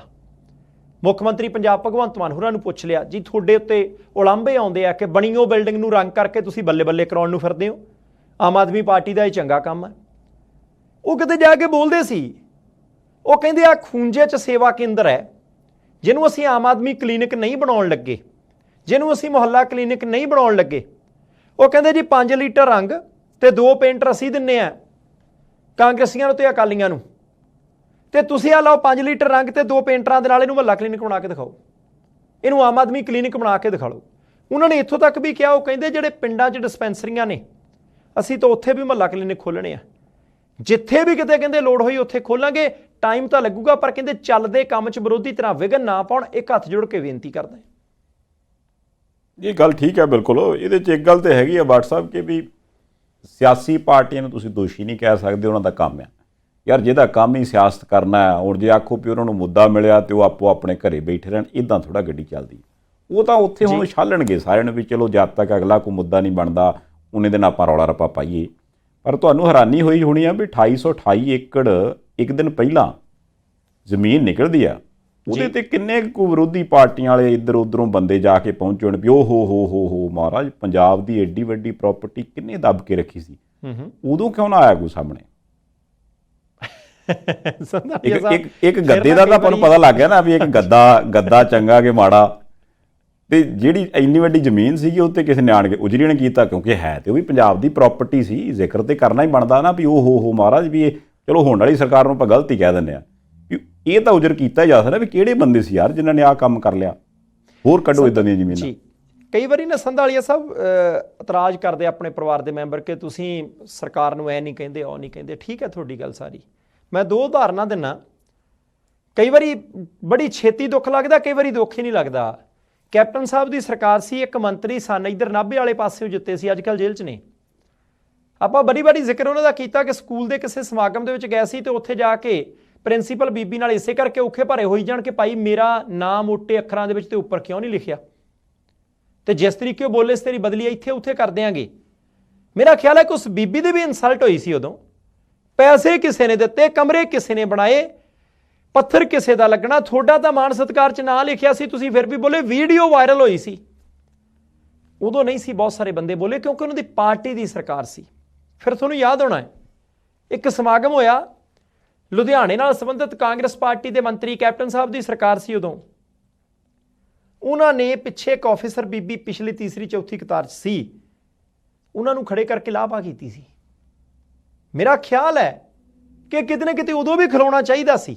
ਤੇ ਜੇ ਆਪਾਂ ਸਿਰਫ ਇਸ ਕਰਕੇ ਖਲੋਨੇ ਆ ਕਿ ਨਹੀਂ ਭਾਈ ਆਹ ਵੇਲਾ ਹੈ ਖਲੋ ਜੋ, ਪਤਾ ਨਹੀਂ ਹੁੰਦਾ ਕਿਤੇ ਸੂਤੀ ਆ ਜਾਵੇ, ਫਿਰ ਥੋੜ੍ਹਾ ਜਿਹਾ ਕੰਮ ਔਖਾ ਹੁੰਦਾ। ਹਾਂ, ਮੈਂ ਫਿਰ ਕਹਿਣਾ ਚੇਤਨ ਸਿੰਘ ਜੌੜੇ ਮਾਜਰਾ ਸਾਹਿਬ ਨੂੰ ਜਿਸ ਤਰੀਕੇ ਮੁੱਖ ਮੰਤਰੀ ਪੰਜਾਬ ਭਗਵੰਤ ਮਾਨ ਹੋਰਾਂ ਨੇ ਕਿਹਾ ਕਿ ਇਹ ਮਸਲਾ ਕਿਸੇ ਹੋਰ ਤਰੀਕੇ ਸੁਲਝਾਇਆ ਜਾ ਸਕਦਾ ਸੀ। ਹੁਣ ਤਾਂ ਵੀਡੀਓ ਚੱਲੀ ਆ ਨਾ ਕਿ ਸਿਹਤ ਮੰਤਰੀ ਨੂੰ ਆਇਆ ਗੁੱਸਾ, ਸਿਹਤ ਮੰਤਰੀ ਨੇ ਪ੍ਰਬੰਧਕਾਂ ਨੂੰ ਬੈੱਡ ਤੇ ਲਟਾਇਆ ਤੇ ਸਿਹਤ ਮੰਤਰੀ ਨੇ ਕਿਹਾ ਕਿ ਭਾਈ ਇਦਾਂ ਕਿਉਂ ਚੱਲਦਾ ਕੰਮ। ਪਰ ਜੇ ਇਹਨੂੰ ਹੋਰ ਤਰੀਕੇ ਨਜਿੱਠਿਆ ਜਾਂਦਾ, ਅੱਜ ਹੁਣ ਬੈੱਡ ਤਾਂ ਨਹੀਂ ਆ ਗਿਆ, ਉੱਥੇ ਨਵੇਂ ਗੱਦੇ ਤਾਂ ਨਹੀਂ ਆ ਗਏ, ਨਹੀਂ ਆਏ ਅਜੇ ਤੱਕ, ਤੇ ਜੇ ਇਹਨੂੰ ਹੋਰ ਤਰੀਕੇ ਨਜਿੱਠਿਆ ਜਾਂਦਾ ਸ਼ਾਇਦ ਉਹ ਗੱਦੇ ਕਿੱਦਾਂ ਹੋਣੇ, ਆਪਾਂ ਉਧਰਲੇ ਪਾਸੇ ਵਿਚਾਰਾਂ ਕਰਦੇ। ਤਾਂ ਹੁਣ ਵਿਰੋਧ ਦੀ ਰਾਜਨੀਤੀ ਹੈ। ਗੱਲ ਇੰਨੀ ਕੀ ਆ WhatsApp ਇਹਦੇ 'ਚ ਮੈਂ ਜ਼ਰੂਰ ਬੇਨਤੀ ਕਰਾਂ ਵੀ ਉਹ ਜੋ ਘਟਨਾਕ੍ਰਮ ਉੱਥੇ ਸੀਗਾ, ਮੇਰਾ ਖਿਆਲ ਆਪਣੇ ਸੁਣਨ ਦੇਖਣ ਵਾਲਿਆਂ ਦੇ ਵਿੱਚੋਂ ਬਹੁਤੇ ਲੋਕਾਂ ਨੇ ਸਰਕਾਰੀ ਹਸਪਤਾਲ ਵਿਜ਼ਿਟ ਕੀਤਾ ਹੋਊਗਾ, ਆਪਣੀ ਦੁੱਖ ਤਕਲੀਫ ਕਰਕੇ, ਆਪਣੇ ਭੈਣ ਭਰਾ ਰਿਸ਼ਤੇਦਾਰ ਦੀ ਦੁੱਖ ਤਕਲੀਫ ਦਾ ਕਰਕੇ, ਤੇ ਉੱਥੇ ਦੇ ਹਾਲਾਤ ਹਰੇਕ ਨੂੰ ਬੜੀ ਚੰਗੀ ਤਰ੍ਹਾਂ ਪਤਾ। ਜੇ ਉੱਥੇ ਜਿਹੜੇ ਆਪਾਂ ਕੰਮ ਕਰਨ ਵਾਲੇ ਮੁਲਾਜ਼ਮ ਭਾਈਚਾਰਾ, ਚਾਹੇ ਉਹ ਨਰਸਾਂ ਨੇ ਚਾਹੇ ਡਾਕਟਰ ਨੇ, ਉਹਨਾਂ ਦੇ ਤੁਸੀਂ ਕਮਰਿਆਂ ਦੇ ਵਿੱਚ ਉਹਨਾਂ ਨੂੰ ਕੰਮ ਕਰਦਾ ਦੇਖ ਲਓ ਤੇ ਉਹਨਾਂ ਦਾ ਵੀ ਬੁਰਾ ਹਾਲ ਹੁੰਦਾ। ਜਿੱਦਾਂ ਹੁਣ ਆ ਗਰਮੀ ਹੈ, ਗਰਮੀ 'ਚ ਬੱਤੀ ਕਿਤੇ ਬੰਦ ਹੋਵੇ, ਪੱਖਾ ਕਿਤੇ ਖਰਾਬ ਹੋਵੇ, ਕਮਰੇ ਦੇ ਵਿੱਚ 10 ਜਾਣੇ ਆਉਣ ਦੀ ਇਜਾਜ਼ਤ ਹੁੰਦੀ ਹੈ ਤੇ 25 ਜਾਣੇ ਜਦੋਂ ਟੇਬਲ ਦੇ ਉੱਪਰ ਉਲਰ ਕੇ ਕਹਿੰਦੇ ਆ ਵੀ ਫਟਾਫਟ ਸਾਡਾ ਕੰਮ ਪਹਿਲਾਂ ਕਰ ਦਿਓ ਜੀ, ਆਹ ਵੇਖੋ ਜੀ ਦਵਾਈ ਇਹਦੇ 'ਚ ਕੀ ਹੈ, ਉੱਥੇ ਵੀ ਉਹ ਪਤਾ ਲੱਗਦਾ ਹੁੰਦਾ ਵੀ ਉਹ ਵਿਚਾਰੇ ਕਿੰਨੇ ਪ੍ਰੈਸ਼ਰ 'ਚ ਕੰਮ ਕਰਦੇ ਆ। ਦੂਸਰੇ ਪਾਸੇ ਜਦੋਂ ਆਪਾਂ ਇਹ ਸਾਰੇ ਕੁਛ ਨੂੰ ਦੇਖਦੇ, ਮੰਨ ਲਓ ਵੀ ਉਹ ਗੱਦਾ ਤੇ ਉਹ ਬੈੱਡ ਆ, ਜਿੰਨੇ ਵੀ ਇਸ ਵਕਤ ਬੰਦੇ ਇਹ ਸਾਰੇ ਕੁਛ ਦਾ ਵਿਰੋਧ ਕਰਨ ਵਾਲੇ ਨੇ, ਜੇ ਕਿਸੇ ਹੋਰ ਪਾਸੇ ਸਿਆਸਤ ਦਾ ਕਰਕੇ ਮੈਂ ਕਹਿ ਰਿਹਾ, ਨਾਰਮਲੀ ਤਾਂ ਉੱਤੇ ਡਿਸਕਸ਼ਨ ਹੋਣੀ ਚਾਹੀਦੀ ਹੈ, ਚੰਗਾ ਕੀ ਮਾੜਾ ਕੀ ਤੇ ਹੱਲ ਕੀ, ਉਹ ਵਧੀਆ ਗੱਲ। ਪਰ ਜੇ ਸਿਰਫ ਤੇ ਸਿਰਫ ਆਪਾਂ ਉਹ ਖਿੱਦੋ 'ਚੋਂ ਲੀਰਾਂ ਹੀ ਖਿਲਾਰਨੀਆਂ ਨੇ, ਕੋਈ ਬੰਦਾ ਆਪ ਜਾਂ ਕੋਈ ਆਪਣਾ ਰਿਸ਼ਤੇਦਾਰ ਜੇ ਢਿੱਲ ਮੱਠ ਹੋਵੇ ਤੇ ਉਹਦੇ ਕੋਲੇ ਉਹ ਗੱਦਾ ਹੋਵੇ ਤੇ ਉਹਨੂੰ ਆਖਣ ਪਈ ਇੱਥੇ ਪੈ ਜਾ ਤੈਨੂੰ ਗਲੂਕੋਜ਼ ਲਾਉਂਦੇ ਆ, ਤੇ ਕਿੰਨੇ ਕੁ ਬੰਦਿਆਂ ਨੂੰ ਪ੍ਰਵਾਨ ਹੋਊਗਾ? ਇਹ ਇੱਕ ਸਵਾਲ ਆਪਣੇ ਆਪ ਤੋਂ ਆਪਾਂ ਪੁੱਛ ਲਈਏ ਤੇ ਆਪਣੇ ਵੀ ਦੁੱਧ ਦਾ ਦੁੱਧ ਪਾਣੀ ਦਾ ਪਾਣੀ ਹੋ ਜਾਣਾ। ਮੈਨੂੰ ਲੱਗਦਾ ਸੰਧਾਲੀਆ ਸਾਹਿਬ, ਪ੍ਰਾਈਮ ਏਸ਼ੀਆ ਟੀਵੀ ਦੇ ਪਰਿਵਾਰ ਦੇ ਮੈਂਬਰ ਜਿੰਨੇ ਆਪਣੇ ਨਾਲ ਇਸ ਵੇਲੇ ਜੁੜੇ ਹੋਏ ਨੇ, ਦੋ ਬਰਾਬਰ ਦੀਆਂ ਸਥਿਤੀਆਂ ਨੇ, ਕਿਤੇ ਇੱਕ ਤੇ ਨਾ ਰੁਕ ਜਾਇਓ ਕਿ ਜੋ ਕੁਝ ਵਾਈਸ ਚਾਂਸਲਰ ਸਾਹਿਬ ਦੇ ਨਾਲ ਹੋਇਆ, ਜਿਸ ਤਰੀਕੇ ਉਹਨਾਂ ਦੀ ਅੱਖਾਂ ਦੇ ਵਿੱਚ ਅਥਰੂ ਆਏ, ਜਿਸ ਤਰੀਕੇ ਉਹਨਾਂ ਨੇ ਕਿਹਾ ਕਿ ਮੈਨੂੰ ਤਾਂ ਇੰਨੇ ਸਾਲ ਹੋ ਗਏ ਮੈਂ ਲੋਕਾਂ ਦੀ ਸੇਵਾ 'ਚ, ਇੱਥੋਂ ਤੱਕ ਤੁਸੀਂ ਦੇਖੋ ਮੰਤਰੀ ਸਾਹਿਬ ਨੇ ਜੋ ਉਹਨਾਂ ਨੂੰ ਕਹਿਣਾ ਸੀ ਕਹਿਤਾ, ਉਹ ਬੈੱਡ ਤੇ ਲੰਮੇ ਪੈ ਗਏ, ਉੱਠ ਪਏ, ਉਹਦੇ ਤੋਂ ਬਾਅਦ ਵੀਡੀਓ ਵਾਇਰਲ ਹੋ ਗਈ, ਦੁੱਖ ਲੱਗਾ, ਅਸਤੀਫਾ ਦੇ ਦਿੱਤਾ। ਅਸਤੀਫਾ ਦੇਣ ਤੋਂ ਬਾਅਦ ਆਪਣਾ ਭਾਈਚਾਰਾ ਜਦੋਂ ਮਾਈਕ ਲੈ ਕੇ ਉਹਨਾਂ ਨੂੰ ਜਾਂਦਾ ਸੀ, ਉਹ ਕਹਿੰਦੇ ਮੈਂ ਮਰੀਜ਼ ਦੇਖਣੇ ਆ, ਮੈਂ ਹੁਣ ਵੀ ਸਰਜਰੀ ਕਰ ਰਿਹਾ। ਸੇਵਾ ਭਾਈ ਤੁਹਾਡਾ ਸਤਿਕਾਰ ਹੈ ਪੂਰਾ, ਪਰ ਸੰਧਾਲੀਆ ਸਾਹਿਬ ਕਿਤੇ ਪੰਜਾਬੀਆਂ ਦਾ ਜਿੱਦਾਂ ਦਾ ਸੁਭਾਅ, ਸਾਰੀ ਲੜਾਈ ਇੱਥੇ ਨਾ ਕੇਂਦਰਿਤ ਹੋ ਜਾਵੇ। ਉਹ ਤਾਂ ਮੰਤਰੀ ਸਾਹਿਬ ਜਿੰਨੀ ਛੇਤੀ ਹੋ ਸਕਣ ਇਸ ਚੈਪਟਰ ਨੂੰ ਕਲੋਜ਼ ਕਰਨ, ਪਰ ਇਹਦੇ ਤੋਂ ਬਾਅਦ ਅਗਲੀ ਜਿਹੜੀ ਲੜਾਈ ਉਹ ਹਸਪਤਾਲਾਂ ਦੇ ਹਾਲਾਤ ਸੁਧਾਰਨ ਦੀ ਹੈ। ਉੱਥੇ ਗੱਦੇ ਕਿੱਥੋਂ ਆਉਣੇ ਆ, ਉੱਥੇ ਦਵਾਈਆਂ ਕਿੱਥੋਂ ਆਉਣੀਆਂ, ਉੱਥੇ ਡਾਕਟਰ ਕਿੱਥੋਂ ਆਉਣੇ ਆ, ਸਾਰਾ ਕੁਝ ਹਸਪਤਾਲ 26 ਬਣਾਉਣ ਨੂੰ ਥੋੜ੍ਹਾ ਹੁੰਦੇ ਆ। ਜਦੋਂ ਤੱਕ ਮੈਂ ਕਹਿੰਦਾ ਕਿ ਜਿੰਨੇ ਲੀਡਰ ਨੇ ਇਹ ਸੱਤਾਧਾਰੀ ਧਿਰ ਦੇ ਵੀ ਜਿਹੜੇ ਦਬਕੇ ਮਾਰ ਕੇ ਗਏ ਆ, ਜਾਂ ਜਿਹਨਾਂ ਨੇ ਕਿਹਾ ਕਿ ਭਾਈ ਇਦਾਂ ਕਰਨਾ, ਜਾਂ ਜਿਹੜੇ ਮੁੜ ਕੇ ਆਖਿਆ ਗਿਆ ਬਹੁਤ ਮਾੜਾ ਹੈ, ਬਹੁਤ ਮਾੜਾ ਹੈ, ਮੈਂ ਕਹਿੰਦਾ ਕਿ ਰੱਬ ਕਰੇ ਕਿ ਤੁਹਾਨੂੰ ਕਦੇ ਤੱਤੀ ਵਾਹ ਨਾ ਲੱਗੇ ਸਾਰੇ ਲੀਡਰਾਂ ਨੂੰ, ਤੁਹਾਡੇ ਘਰ ਦੇ ਵਿੱਚ ਕਿਸੇ ਦਾ ਸਿਰ ਤੱਕ ਨਾ ਦੁਖੇ। ਪਰ ਜੇ ਕਿਤੇ ਲੋੜ ਪਵੇ ਹਸਪਤਾਲਾਂ ਦੇ ਵਿੱਚ ਸਰਕਾਰੀ 'ਚ ਇਲਾਜ ਕਰਾਉਂਦੇ ਹੋ, ਵਿਰੋਧੀ ਧਿਰਾਂ ਨੂੰ ਪੁੱਛੋ, ਸਾਡੀ ਵਾਰੀ ਵਧੀਆ ਹੁੰਦੇ ਸੀ, ਇਹਨਾਂ ਵਾਰੀ ਹੁਣ ਆਹ ਹਾਲਾਤ ਹੋ ਗਿਆ, ਠੀਕ ਹੈ, ਕਿੰਨੀ ਕੁ ਵਾਰੀ ਗਏ ਉੱਥੇ? ਤੁਹਾਡੇ ਖਰਚ ਤਾਂ ਲੋਕ ਸਹਿਣ ਕਰਦੇ ਆ ਵਿਦੇਸ਼ਾਂ 'ਚੋਂ ਇਲਾਜ ਕਰਾਉਣ ਦੇ, ਤੁਸੀਂ ਪ੍ਰਾਈਵੇਟ ਹਸਪਤਾਲਾਂ ਦੇ ਵਿੱਚੋਂ ਇਲਾਜ ਕਰਾਉਂਦੇ ਆਪਣਾ ਤੇ ਆਪਣੇ ਪਰਿਵਾਰਾਂ ਦਾ, ਤੇ ਲੋਕਾਂ ਦੇ ਸਿਰ ਖਰਚ ਪੈਂਦਾ ਤੁਹਾਡਾ ਇਲਾਜ ਦਾ। ਜੇ ਸਰਕਾਰੀ ਹਸਪਤਾਲਾਂ ਦੇ ਵਿੱਚ ਤੁਹਾਡੇ ਵੇਲੇ ਹਾਲਾਤ ਇੰਨੇ ਵਧਿਆ ਸੀ ਤਾਂ ਇਲਾਜ ਉੱਥੇ ਕਿਉਂ ਨਾ ਕਰਾਏ? ਅੱਜ ਆਮ ਆਦਮੀ ਪਾਰਟੀ ਵਾਲੇ ਵੀ ਹੈ, ਸਾਰਾ ਕੁਝ ਕਹਿੰਦੇ ਜੀ ਵਧੀਆ ਕਰ ਦੇਣਾ, ਫਿਰ ਆਪ ਪ੍ਰਾਈਵੇਟ ਹਸਪਤਾਲਾਂ ਦੇ ਵਿੱਚ ਦਾਖਲ ਨਾ ਹੋਇਓ। ਜੋ ਤੁਸੀਂ ਇੱਥੋਂ ਦਵਾਈ ਲੈਣ ਲੱਗ ਪਏ ਨਾ, ਫਿਰ ਤੁਹਾਨੂੰ ਇਹ ਕਹਿਣ ਦੀ ਲੋੜ ਨਹੀਂ ਕਿ ਨਹੀਂ ਜੀ ਸਾਰਾ ਕੁਝ ਵਧੀਆ ਹੈ। ਹੁਣ ਫਿਰ ਨਹੀਂ ਕਹਿਣ ਦੀ ਲੋੜ, ਫਿਰ ਲੋਕਾਂ ਨੂੰ ਵੀ ਪਤਾ ਹੈ ਕਿ ਵਧੀਆ ਕਰਕੇ ਹੀ ਤੁਸੀਂ ਆਉਂਦੇ ਹੋ। ਹੁਣ ਸੰਧਾਲੀਆ ਸਾਹਿਬ, ਸਾਰੀਆਂ ਚੀਜ਼ਾਂ ਮੈਂ ਬੇਨਤੀ ਕਰਦਾ ਖਾਸ ਤੌਰ ਤੇ ਪੰਜਾਬ ਦੇ ਨੌਜਵਾਨਾਂ ਨੂੰ ਕਿ ਭਾਈ ਤੁਸੀਂ ਸੋਸ਼ਲ ਮੀਡੀਆ ਚਲਾਉਂਦੇ ਹੋ, ਜਿਹੜੇ ਵੀ ਸੱਜਣ ਚਲਾਉਂਦੇ ਆ ਸੋਸ਼ਲ ਮੀਡੀਆ ਦੀ ਵਰਤੋਂ ਕਰਦੇ ਹੋ, ਕਈ ਵਾਰ ਅਸੀਂ ਹੱਕ ਜਾਂ ਵਿਰੋਧ 'ਚ ਹੀ ਰਹਿ ਜਾਂਦੇ ਹਾਂ, ਪ੍ਰੈਕਟੀਕਲ ਕੰਮ ਕਰਨ ਤੋਂ ਪਰੇ ਹੋ ਜਾਂਦੇ ਹਾਂ। ਕਾਮਨਵੈਲਥ ਖੇਡਾਂ ਚੱਲਦੀਆਂ ਜੀ ਇੰਗਲੈਂਡ ਦੇ ਵਿੱਚ, ਯੂਕੇ 'ਚ, ਵਲਾਇਤ 'ਚ, ਸੰਧਾਲੀਆ ਸਾਹਿਬ ਉੱਥੇ ਮੀਰਾਬਾਈ ਚਾਨੂ ਨੇ 골ਡ ਮੈਡਲ ਜਿੱਤਿਆ 50 ਕਿਲੋ ਤੋਂ ਥੱਲੇ ਕੁਸ਼ਤੀ, ਉਹ ਜਿਹੜੀ ਭਾਰਤੋਲਨ ਕਰਦੀ ਹੈ ਬੀਬੀ। ਪਰ ਇੱਕ ਪਾਸੇ ਉਹ ਮੀਰਾਬਾਈ ਚਾਨੂ ਹੈ ਤੇ ਦੂਜੇ ਪਾਸੇ ਮੁੰਡਾ ਸੰਕੇਤ ਸਰਵਰ, ਮਹਾਰਾਸ਼ਟਰ ਦਾ। ਸੁਣਨ ਵਾਲੀ ਗੱਲ ਹੈ, ਸਾਨੂੰ ਕਈ ਵਾਰੀ ਲੱਗਦਾ ਹੁੰਦਾ ਯਾਰ ਪੈਸੇ ਹੈ ਨਹੀਂ, ਜੇ ਪੈਸੇ ਹੁੰਦੇ ਪੜ੍ਹਦੇ, ਜੇ ਟਿਊਸ਼ਨ ਨੂੰ ਪੈਸੇ ਹੁੰਦੇ ਅਸੀਂ ਫੇਰ ਸਫਲ ਹੁੰਦੇ, ਯਾਰ ਪੈਸੇ ਹੀ ਹੈ ਨਹੀਂ ਗਏ, ਘਰ ਦੀ ਹਾਲਤ ਮਾੜੀ ਹੈ, ਜੇ ਹਾਲਤ ਮਾੜੀ ਹੈ, ਜੇ ਡਾਈਟ ਡੂਇਟ ਹੁੰਦੀ ਤਾਂ ਖੇਡਦੇ ਆਹ ਕੁਛ ਕਰ ਲੈਂਦੇ। ਸਾਡੇ ਕੋਲੇ ਅਨੇਕਾਂ ਬਹਾਨੇ ਨੇ ਤੇ ਇਹ ਕਈ ਵਾਰੀ ਰੁਕਾਵਟ ਵੀ ਹੁੰਦੀ ਹੈ ਕਿ ਭਾਈ ਹੈ ਨਹੀਂ। ਹੁਣ ਮੁੰਡਾ ਚਾਂਦੀ ਦਾ ਮੈਡਲ ਜਿੱਤਿਆ, ਚਾਂਦੀ ਦਾ ਮੈਡਲ ਸੈਂਕੜੇ ਦੇਸ਼ ਨੇ ਕਾਮਨਵੈਲਥ ਦੇ ਵਿੱਚ, ਜਾਣੀ ਕਿ ਬਹੁਤ ਵੱਡੀ ਗਿਣਤੀ ਹੈ। ਹੁਣ ਇੰਗਲੈਂਡ ਦੇ ਵਿੱਚ ਖੇਡਣ ਗਿਆ, ਜਾ ਕੇ ਉੱਥੇ ਦੂਸਰੇ ਨੰਬਰ ਤੇ ਆਇਆ ਤੇ ਖੇਡਾਂ ਦਾ ਰਿਕਾਰਡ ਵੀ ਤੋੜਿਆ, ਕਾਮਨਵੈਲਥ ਦਾ ਰਿਕਾਰਡ ਵੀ ਤੋੜਿਆ। ਤੇ ਸੰਧਾਲੀਆ ਸਾਹਿਬ ਉਹ ਸੰਕੇਤ ਸਰਵਰ ਮੁੰਡਾ ਕਿੱਥੇ ਦਾ? ਮਹਾਰਾਸ਼ਟਰ ਦਾ। ਪਿਓ ਕੀ ਕਰਦਾ ਹੈ? ਬਾਪੂ ਚਾਹ ਵੇਚਦਾ ਤੇ ਪਾਨ ਵੇਚਦਾ ਹੈ, ਉੱਥੇ ਪਾਨ ਦੀ ਰੇਹੜੀ ਲਾਉਂਦਾ ਹੈ, ਨਾਲੇ ਚਾਹ ਵੇਚਦਾ ਹੈ। ਮਾੜਾ ਮੋਟਾ ਹੋਰ ਕੋਈ ਬਿਸਕੁਟ 2-4 ਡੱਬਿਆਂ ਦੇ ਵਿੱਚ ਰੱਖ ਲਿਆ, ਕੁਛ ਕਰ ਲਿਆ, ਇੰਨਾ ਕੀ ਕੰਮ ਹੈ। ਤੇ ਇਹ ਮੁੰਡਾ 9 ਸਾਲ ਪਹਿਲਾਂ 2013 ਦੇ ਵਿੱਚ ਵੇਟ ਲਿਫਟਿੰਗ ਕਰਨ ਲੱਗਾ। ਕਹਿੰਦੇ ਜੀ ਡਾਈਟ ਦੀ ਘਾਟ ਹੁੰਦੀ ਸੀ, ਫੂਡ ਸਪਲੀਮੈਂਟ ਚਾਹੀਦੇ ਹੁੰਦੇ ਆ, ਨਹੀਂ ਸੀ ਮਿਲਦੇ। ਸ਼ਾਮ ਨੂੰ ਜਾ ਕੇ ਆਪਣੇ ਬਾਪੂ ਦੇ ਨਾਲ ਉੱਥੇ ਚਾਹ ਤੇ ਪਾਨ ਦੀ ਰੇਹੜੀ ਤੇ ਵੀ ਕੰਮ ਕਰਨਾ। ਹੋਰ ਤਾਂ ਹੋਰ ਸੰਧਾਲੀਆ ਸਾਹਿਬ ਤੁਸੀਂ ਇਹ ਦੇਖੋ, 7 ਘੰਟੇ ਡੇਲੀ ਵੇਟ ਲਿਫਟਿੰਗ ਕਰਦਾ ਸੀ, ਜ਼ੋਰ ਕਰਦਾ ਸੀ, ਤੇ ਅੱਜ ਕਾਮਨਵੈਲਥ ਖੇਡਾਂ ਦੇ ਵਿੱਚ ਦੂਸਰੇ ਨੰਬਰ ਦੇ ਉੱਤੇ ਆਇਆ। ਤਾਂ ਜੇ ਉਹ ਆ ਸਕਦਾ, ਆਪਾਂ ਤਾਂ ਪੰਜਾਬੀ ਆ, ਆਪਣੇ ਕੋਲੇ ਬਹੁਤ ਕੁਛ ਹੈ। ਆਪਣੇ ਤਾਂ ਪਿੰਡ ਦੇ ਵਿੱਚੋਂ 2-4 ਬੰਦੇ ਵਿਦੇਸ਼ਾਂ 'ਚ ਗਏ ਹੁੰਦੇ ਆ। ਤੁਸੀਂ ਪੜ੍ਹਨ ਵਾਲੇ ਹੋਵੋ, ਤੁਸੀਂ ਖੇਡਣ ਵਾਲੇ ਹੋਵੋ, ਤੁਸੀਂ ਕੁਛ ਵੀ ਕਰਨ ਵਾਲੇ ਹੋਵੋ, ਰੁਪਈਏ ਧੇਲੇ ਦੀ ਘਾਟ ਥੋੜੀ ਰਹਿਣ ਦਿੰਦੇ ਆ। ਜੇ ਸੰਕੇਤ ਸਰਵਰ ਜਿੱਤ ਸਕਦਾ ਹੈ, ਦੂਸਰੇ ਨੰਬਰ ਤੇ ਆ ਸਕਦਾ, ਤਾਂ ਕਹਾਣੀ ਕਿਹੜੀ ਹੈ? ਇੱਕ ਪੁਜਾਰੀ ਨਾਂ ਦਾ ਮੁੰਡਾ ਹੈ, ਉਹਦਾ ਪਹਿਲਾ ਨਾਮ ਮੈਂ ਭੁੱਲ ਗਿਆ, ਥੋੜਾ ਔਖਾ ਹੈ, ਉਹ ਤੀਸਰੇ ਨੰਬਰ ਤੇ ਆਇਆ ਹੋਰ ਵੇਟ ਲਿਫਟਿੰਗ ਦੇ ਹੋਰ ਵਰਗ ਦੇ ਵਿੱਚ। ਸੰਧਾਲੀਆ ਸਾਹਿਬ 6 ਭਰਾ ਨੇ, ਪਿਓ ਟਰੱਕ ਚਲਾਉਂਦਾ ਹੈ, ਕਿੰਨੀ ਕੁ ਖੁਰਾਕ ਮਿਲਦੀ ਹੋਊਗੀ ਕਿਤੇ? ਜਿਹਦਾ ਬਾਪੂ ਟਰੱਕ ਡਰਾਈਵਰ ਹੈ, ਟਰੱਕ ਨਹੀਂ ਹੈ ਉਹਦਾ ਆਪਣਾ, ਤੇ 6 ਭਰਾ ਨੇ। ਉਹ ਕਹਿੰਦਾ ਜੀ ਮੈਨੂੰ ਤਾਂ 13 ਸਾਲ ਹੋ ਗਏ, ਦਿਨ ਰਾਤ ਮਿਹਨਤ ਕੀਤੀ, ਜਿੱਦਾਂ ਕੋਚ ਸਾਹਿਬ ਨੇ ਕਿਹਾ ਉੱਦਾਂ ਕੀਤੀ, ਤੀਸਰੇ ਨੰਬਰ ਦੇ ਉੱਤੇ ਆਇਆ। ਜੇ ਇੱਕ ਟਰੱਕ ਡਰਾਈਵਰ ਦਾ ਮੁੰਡਾ ਕਾਮਨਵੈਲਥ ਖੇਡਾਂ ਜਿੱਤ ਸਕਦਾ, ਜੇ ਇੱਕ ਪਾਨ ਤੇ ਚਾਹ ਵੇਚਣ ਵਾਲੇ ਦਾ ਮੁੰਡਾ ਕਾਮਨਵੈਲਥ ਖੇਡਾਂ ਜਿੱਤ ਸਕਦਾ, ਆਪਣੇ ਕੋਲੇ ਤਾਂ ਬਹੁਤ ਕੁਛ ਹੈ, ਮਦਦ ਕਰਨ ਵਾਲੇ ਬਹੁਤ ਨੇ। ਐਵੇਂ ਫੇਸਬੁੱਕ ਦੇ ਉੱਤੇ, YouTube ਦੇ ਉੱਤੇ, ਸੋਸ਼ਲ ਮੀਡੀਆ ਦੇ ਉੱਤੇ ਰਜਾਈ 'ਚ ਪੈ ਕੇ ਨਾ ਕਿਤੇ ਜ਼ੋਰ ਲਾਈ ਜਾਈਏ। ਪ੍ਰੈਕਟੀਕਲੀ ਵੀ ਥੋੜਾ ਬਹੁਤ ਕੰਮ ਪੰਜਾਬੀਆਂ ਨੂੰ ਕਰਨਾ ਪਊਗਾ। ਕੀ ਆਂਦਾ ਭਰਾ ਮੇਰਾ? ਨਹੀਂ, ਬਿਲਕੁਲ ਸਹੀ ਆ ਬਾਠ ਸਾਹਿਬ। ਵੈਸੇ ਆਮ ਤੌਰ ਤੇ ਉਹ ਗੱਲ ਜਦੋਂ ਕਿਤੇ ਕੋਈ ਬੋਲਣੀ ਹੋਵੇ, ਦੱਸਣੀ ਹੋਵੇ ਨਾ ਵੀ ਉੱਗਣ ਵਾਲੇ ਤਾਂ ਉੱਗ ਪੈਂਦੇ ਨੇ ਸੀਨਾ ਪਾੜ ਕੇ ਪੱਥਰਾਂ ਦਾ, ਉਹ ਬੜੀ ਵਧੀਆ ਲੱਗਦੀ। ਜਿਹਨੂੰ ਕਿਸੇ ਨੂੰ ਕੋਈ ਸੁਣਾ ਦਿਓ ਫਿਰ ਤਾੜੀਆਂ, ਬਹੁਤ ਨਜ਼ਾਰਾ ਆਉਂਦਾ। ਪਰ ਆਹ ਜਿਹੜੀਆਂ ਉਦਾਹਰਨਾਂ ਤੁਸੀਂ ਦਿੱਤੀਆਂ, ਇਹ ਅਸਲ ਦੇ ਵਿੱਚ ਉਹ ਉਦਾਹਰਨਾਂ ਨੇ ਜਿਹੜੇ ਉਹ ਪੱਥਰਾਂ ਦਾ ਸੀਨਾ ਪਾੜ ਕੇ ਉੱਗੇ ਨੇ। ਕਿਉਂਕਿ ਜਿਹੜੇ ਹਾਲਾਤਾਂ ਦੀ ਤੁਸੀਂ ਜ਼ਿਕਰ ਕੀਤਾ, ਇਹਨਾਂ ਹਾਲਾਤਾਂ ਦੇ ਵਿੱਚ ਬੰਦਾ ਖੇਡਾਂ ਤੇ ਉਹ ਵੀ ਬਾਹਰ ਵਿਦੇਸ਼ਾਂ ਦੇ ਵਿੱਚ ਜਾ ਕੇ ਤੇ ਉੱਥੇ ਅੰਤਰਰਾਸ਼ਟਰੀ ਪੱਧਰ ਦੇ ਉੱਪਰ ਖੇਡਣਾ, ਉਹਦੇ ਸੁਪਨੇ 'ਚ ਵੀ ਨਹੀਂ ਸੋਚ ਸਕਦਾ। ਉਹਦੇ ਵਿਚਾਰਾ ਖੰਡ ਪੱਤੀ ਤੇ ਦੁੱਧ ਦੇ ਵਿੱਚੋਂ ਨਹੀਂ ਨਿਕਲ ਪਾਉਂਦਾ, ਹੋਰ ਕੁਛ ਨਹੀਂ ਤੇ ਨਿੱਕੀ ਮੋਟੀ ਨੌਕਰੀ ਤੇ ਸਵੇਰੇ ਸ਼ਾਮ ਡੱਬਾ ਲੈ ਕੇ 9 ਵਜੇ ਜਾਣਾ, 5 ਵਜੇ ਮੁੜਨਾ, ਇਸੇ ਚੱਕਰ 'ਚ ਹੀ ਜ਼ਿੰਦਗੀ ਲੰਘ ਜਾਂਦੀ ਆ। ਇਹਦਾ ਮਤਲਬ ਜਿਨ੍ਹਾਂ ਨੇ ਇਹ ਕੰਮ ਕੀਤਾ, ਮੁਲਕ ਦੇ ਲਈ ਕੀਤਾ, ਦੇਸ਼ ਲਈ ਕੀਤਾ, ਉਹਨਾਂ ਨੇ ਵਾਕਿਆ ਬਹੁਤ ਵੱਡੀ ਕਾਮਯਾਬੀ ਹਾਸਲ ਕੀਤੀ ਤੇ ਉਹਦੇ ਤੋਂ ਸਿੱਖਣ ਦੀ ਲੋੜ ਹੈ। ਇੱਕ ਕਾਰਨ ਹੈਗੀ ਵੈਸੇ ਕਈ ਵਾਰ ਆਪਾਂ ਜਦੋਂ ਜ਼ਿਕਰ ਕਰਦੇ ਹੁੰਦੇ ਨਾ ਵੀ ਪੰਜਾਬੀ ਮਿਹਨਤੀ ਕੌਮ ਹੈ, ਪੰਜਾਬੀ ਡਰਦੇ ਨਹੀਂ ਮਿਹਨਤ ਤੋਂ, ਇਹ ਗੱਲਾਂ ਸੱਚੀਆਂ ਨੇ, ਇਹਦੇ 'ਚ ਕੋਈ ਘਾਟ ਨਹੀਂ ਹੈਗੀ। ਪਰ ਕਿਤੇ ਨਾ ਕਿਤੇ ਜਦੋਂ ਆਪਾਂ ਨਵੀਂ ਪੀੜ੍ਹੀ ਵਾਲੇ ਪਾਸੇ ਕੀੜਾ ਮਾਰ ਲੈਂਦੇ, ਫਿਰ ਆਪਾਂ ਹੌਲੀ ਹੌਲੀ ਵੇਖਦੇ ਯਾਰ ਪਤਾ ਨਹੀਂ ਕਿਉਂ ਪੋਲੇ ਜੇ ਆ, ਪਹਿਲਾਂ ਵਰਗੇ ਨਹੀਂ, ਪਤਾ ਨਹੀਂ ਯਾਰ ਹੁਣ ਤਾਂ ਮਾੜੀ ਜੀ ਗੱਲ ਹੋ ਜੇ ਨਾਲ ਹੀ ਕਿਤੇ ਗਰਮੀ ਬੜੀ ਲੱਗਦੀ ਆ, ਨਾ ਪਤਾ ਨਹੀਂ ਠੰਡ ਜੀ ਮਨਾਉਂਦਾ ਮੁੰਡਾ, ਇਹ ਕਿਉਂ ਹੋ ਗਿਆ? ਹੋ ਸਕਦਾ ਵੀ ਪਿਛਲੀ ਪੀੜ੍ਹੀ ਨੇ ਜ਼ਿਆਦਾ ਕੰਮ ਕੀਤਾ, ਹਰੇਕ ਚਾਹੁੰਦਾ ਵੀ ਮੈਂ ਆਪਣੇ ਨਿਆਣਿਆਂ ਨੂੰ ਕੁਛ ਨਾ ਕੁਛ ਕੰਫਰਟ ਲੈਵਲ ਦੇਵਾਂ। ਚੰਗੀ ਗੱਲ ਹੈ, ਮਿਹਨਤ ਕੀਤੀ ਇੱਕ ਪੀੜ੍ਹੀ ਨੇ, ਦੂਸਰੀ ਪੀੜ੍ਹੀ ਦੇ ਕੋਲ ਕੰਫਰਟ ਲੈਵਲ ਆ ਗਿਆ। ਪਰ ਗੱਲ ਇਹ ਆ ਵੀ ਕਿਤੇ ਇੱਦਾਂ ਤਾਂ ਨਹੀਂ ਵੀ ਹੌਲੀ ਹੌਲੀ ਆਪਾਂ ਸਾਰੇ ਪੋਲੇ ਜੇ ਬਣੀ ਜਾਂਦੇ ਆ ਤੇ ਆਪਣੇ ਕੋਲੇ ਗੱਲਾਂ ਜਿਹੜੀਆਂ ਨੇ ਉਹ ਸੋਸ਼ਲ ਮੀਡੀਆ ਤੇ ਕਰਨ ਨੂੰ ਰਹਿ ਗਈਆਂ, ਤੇ ਜਿਹੜੇ ਲੋਕ ਵਾਕਿਆ ਹੀ ਉਹ ਪੱਥਰਾਂ ਦੇ ਨਾਲ ਜੇ ਸਿਰ ਮਾਰਦੇ ਨੇ, ਉਹ ਫਿਰ ਇੱਦਾਂ ਪੱਥਰਾਂ ਦੇ ਵਿੱਚੋਂ ਜਦੋਂ ਨਿਕਲਦੇ ਨੇ ਤੇ ਫਿਰ ਅੰਤਰਰਾਸ਼ਟਰੀ ਪੱਧਰ ਦੇ ਉੱਪਰ ਉਹਨਾਂ ਦੀਆਂ ਕਹਾਣੀਆਂ ਹੁੰਦੀਆਂ। ਜੀ ਸੰਧਾਲੀਆ ਸਾਹਿਬ, ਮੈਨੂੰ ਲੱਗਦਾ ਕਿ ਹੋ ਸਕਦਾ ਕਿਸੇ ਨੂੰ ਨੀਰਸ ਲੱਗੇ ਕੰਮ, ਪਰ ਸਾਨੂੰ ਨਿਕਲਣਾ ਪਊਗਾ ਸੋਸ਼ਲ ਮੀਡੀਆ ਦੇ ਵਿੱਚੋਂ। ਇਹ ਨਹੀਂ ਕਿ ਵਰਤੋਂ ਨਹੀਂ ਕਰਨੀ, ਪਰ ਐਵੇਂ ਬੇਥਈ ਵਰਤੋਂ ਕਰਨ ਤੋਂ। ਤੇ ਦੂਸਰੀ ਗੱਲ, ਲੜੀ ਜਾਈਏ ਸਿਆਸੀ ਤੌਰ ਤੇ, ਲੜੀ ਜਾਈਏ ਧਾਰਮਿਕ ਤੌਰ ਤੇ, ਲੜੀ ਜਾਈਏ ਜਾਤੀਗਤ ਤੌਰ ਤੇ, ਪਰ ਦੇਸ਼ ਦੇ ਗ੍ਰਹਿ ਮੰਤਰੀ ਸਾਹਿਬ ਚੰਡੀਗੜ੍ਹ ਦੇ ਵਿੱਚ, ਅਮਿਤ ਸ਼ਾਹ ਜੀ ਦੀ ਗੱਲ ਕਰਦਾ, ਉਹ ਕਹਿ ਕੇ ਗਏ ਆ ਕਿ ਭਾਈ ਪੰਜਾਬ ਦੇ ਵਿੱਚ ਨਸ਼ੇ ਦੀ ਸਮੱਸਿਆ ਵੱਡੀ ਹੈ, ਬਾਰਡਰ ਸਟੇਟ ਹੈ, ਪੰਜਾਬ ਸਰਕਾਰ ਦੇ ਨਾਲ ਕੇਂਦਰ ਦੀ ਸਰਕਾਰ ਮੋਢੇ ਨਾਲ ਮੋਢਾ ਲਾ ਕੇ ਖੜੀ ਹੈ। ਮੈਂ ਫੇਰ ਚੇਤਾ ਕਰਾ ਦਿਆਂ, ਇਹ ਕੋਈ ਮਾਣ ਵਾਲੀ ਗੱਲ ਨਹੀਂ ਕਿ ਪੰਜਾਬ ਤੇ ਕੇਂਦਰ ਦੀ ਸਰਕਾਰ ਰਲ ਕੇ ਲੜਾਈ ਲੜਨਗੀਆਂ। ਉਦਯੋਗ ਥੋੜ੍ਹੀ ਲੱਗ ਰਹੇ ਆ, ਖੇਤੀਬਾੜੀ ਦੇ ਵਿੱਚ ਐਕਸਪੈਰੀਮੈਂਟ ਥੋੜ੍ਹੀ ਹੋ ਰਹੇ ਆ, ਅਸੀਂ ਖੇਡਾਂ ਦੇ ਵਿੱਚ ਇੱਕ ਪਨੀਰੀ ਥੋੜ੍ਹੀ ਤਿਆਰ ਕਰ ਰਹੇ ਹਾਂ। ਦੇਸ਼ ਦੇ ਗ੍ਰਹਿ ਮੰਤਰੀ ਆ ਕੇ ਕਹਿ ਕੇ ਗਏ ਆ ਕਿ ਪੰਜਾਬ ਦੇ ਵਿੱਚ ਇਹ ਵੱਡੀ ਸਮੱਸਿਆ ਆ, ਯਾਨੀ ਕਿ ਬਾਕੀਆਂ ਨਾਲੋਂ ਵੱਡੀ ਸਮੱਸਿਆ ਹੈ ਪੰਜਾਬ ਦੇ ਵਿੱਚ, ਤੇ ਅਸੀਂ ਉਹਦੇ ਲਈ ਕਹਿੰਦੇ ਜੀ ਕੰਮ ਦੂਰ ਕਰਾਂਗੇ।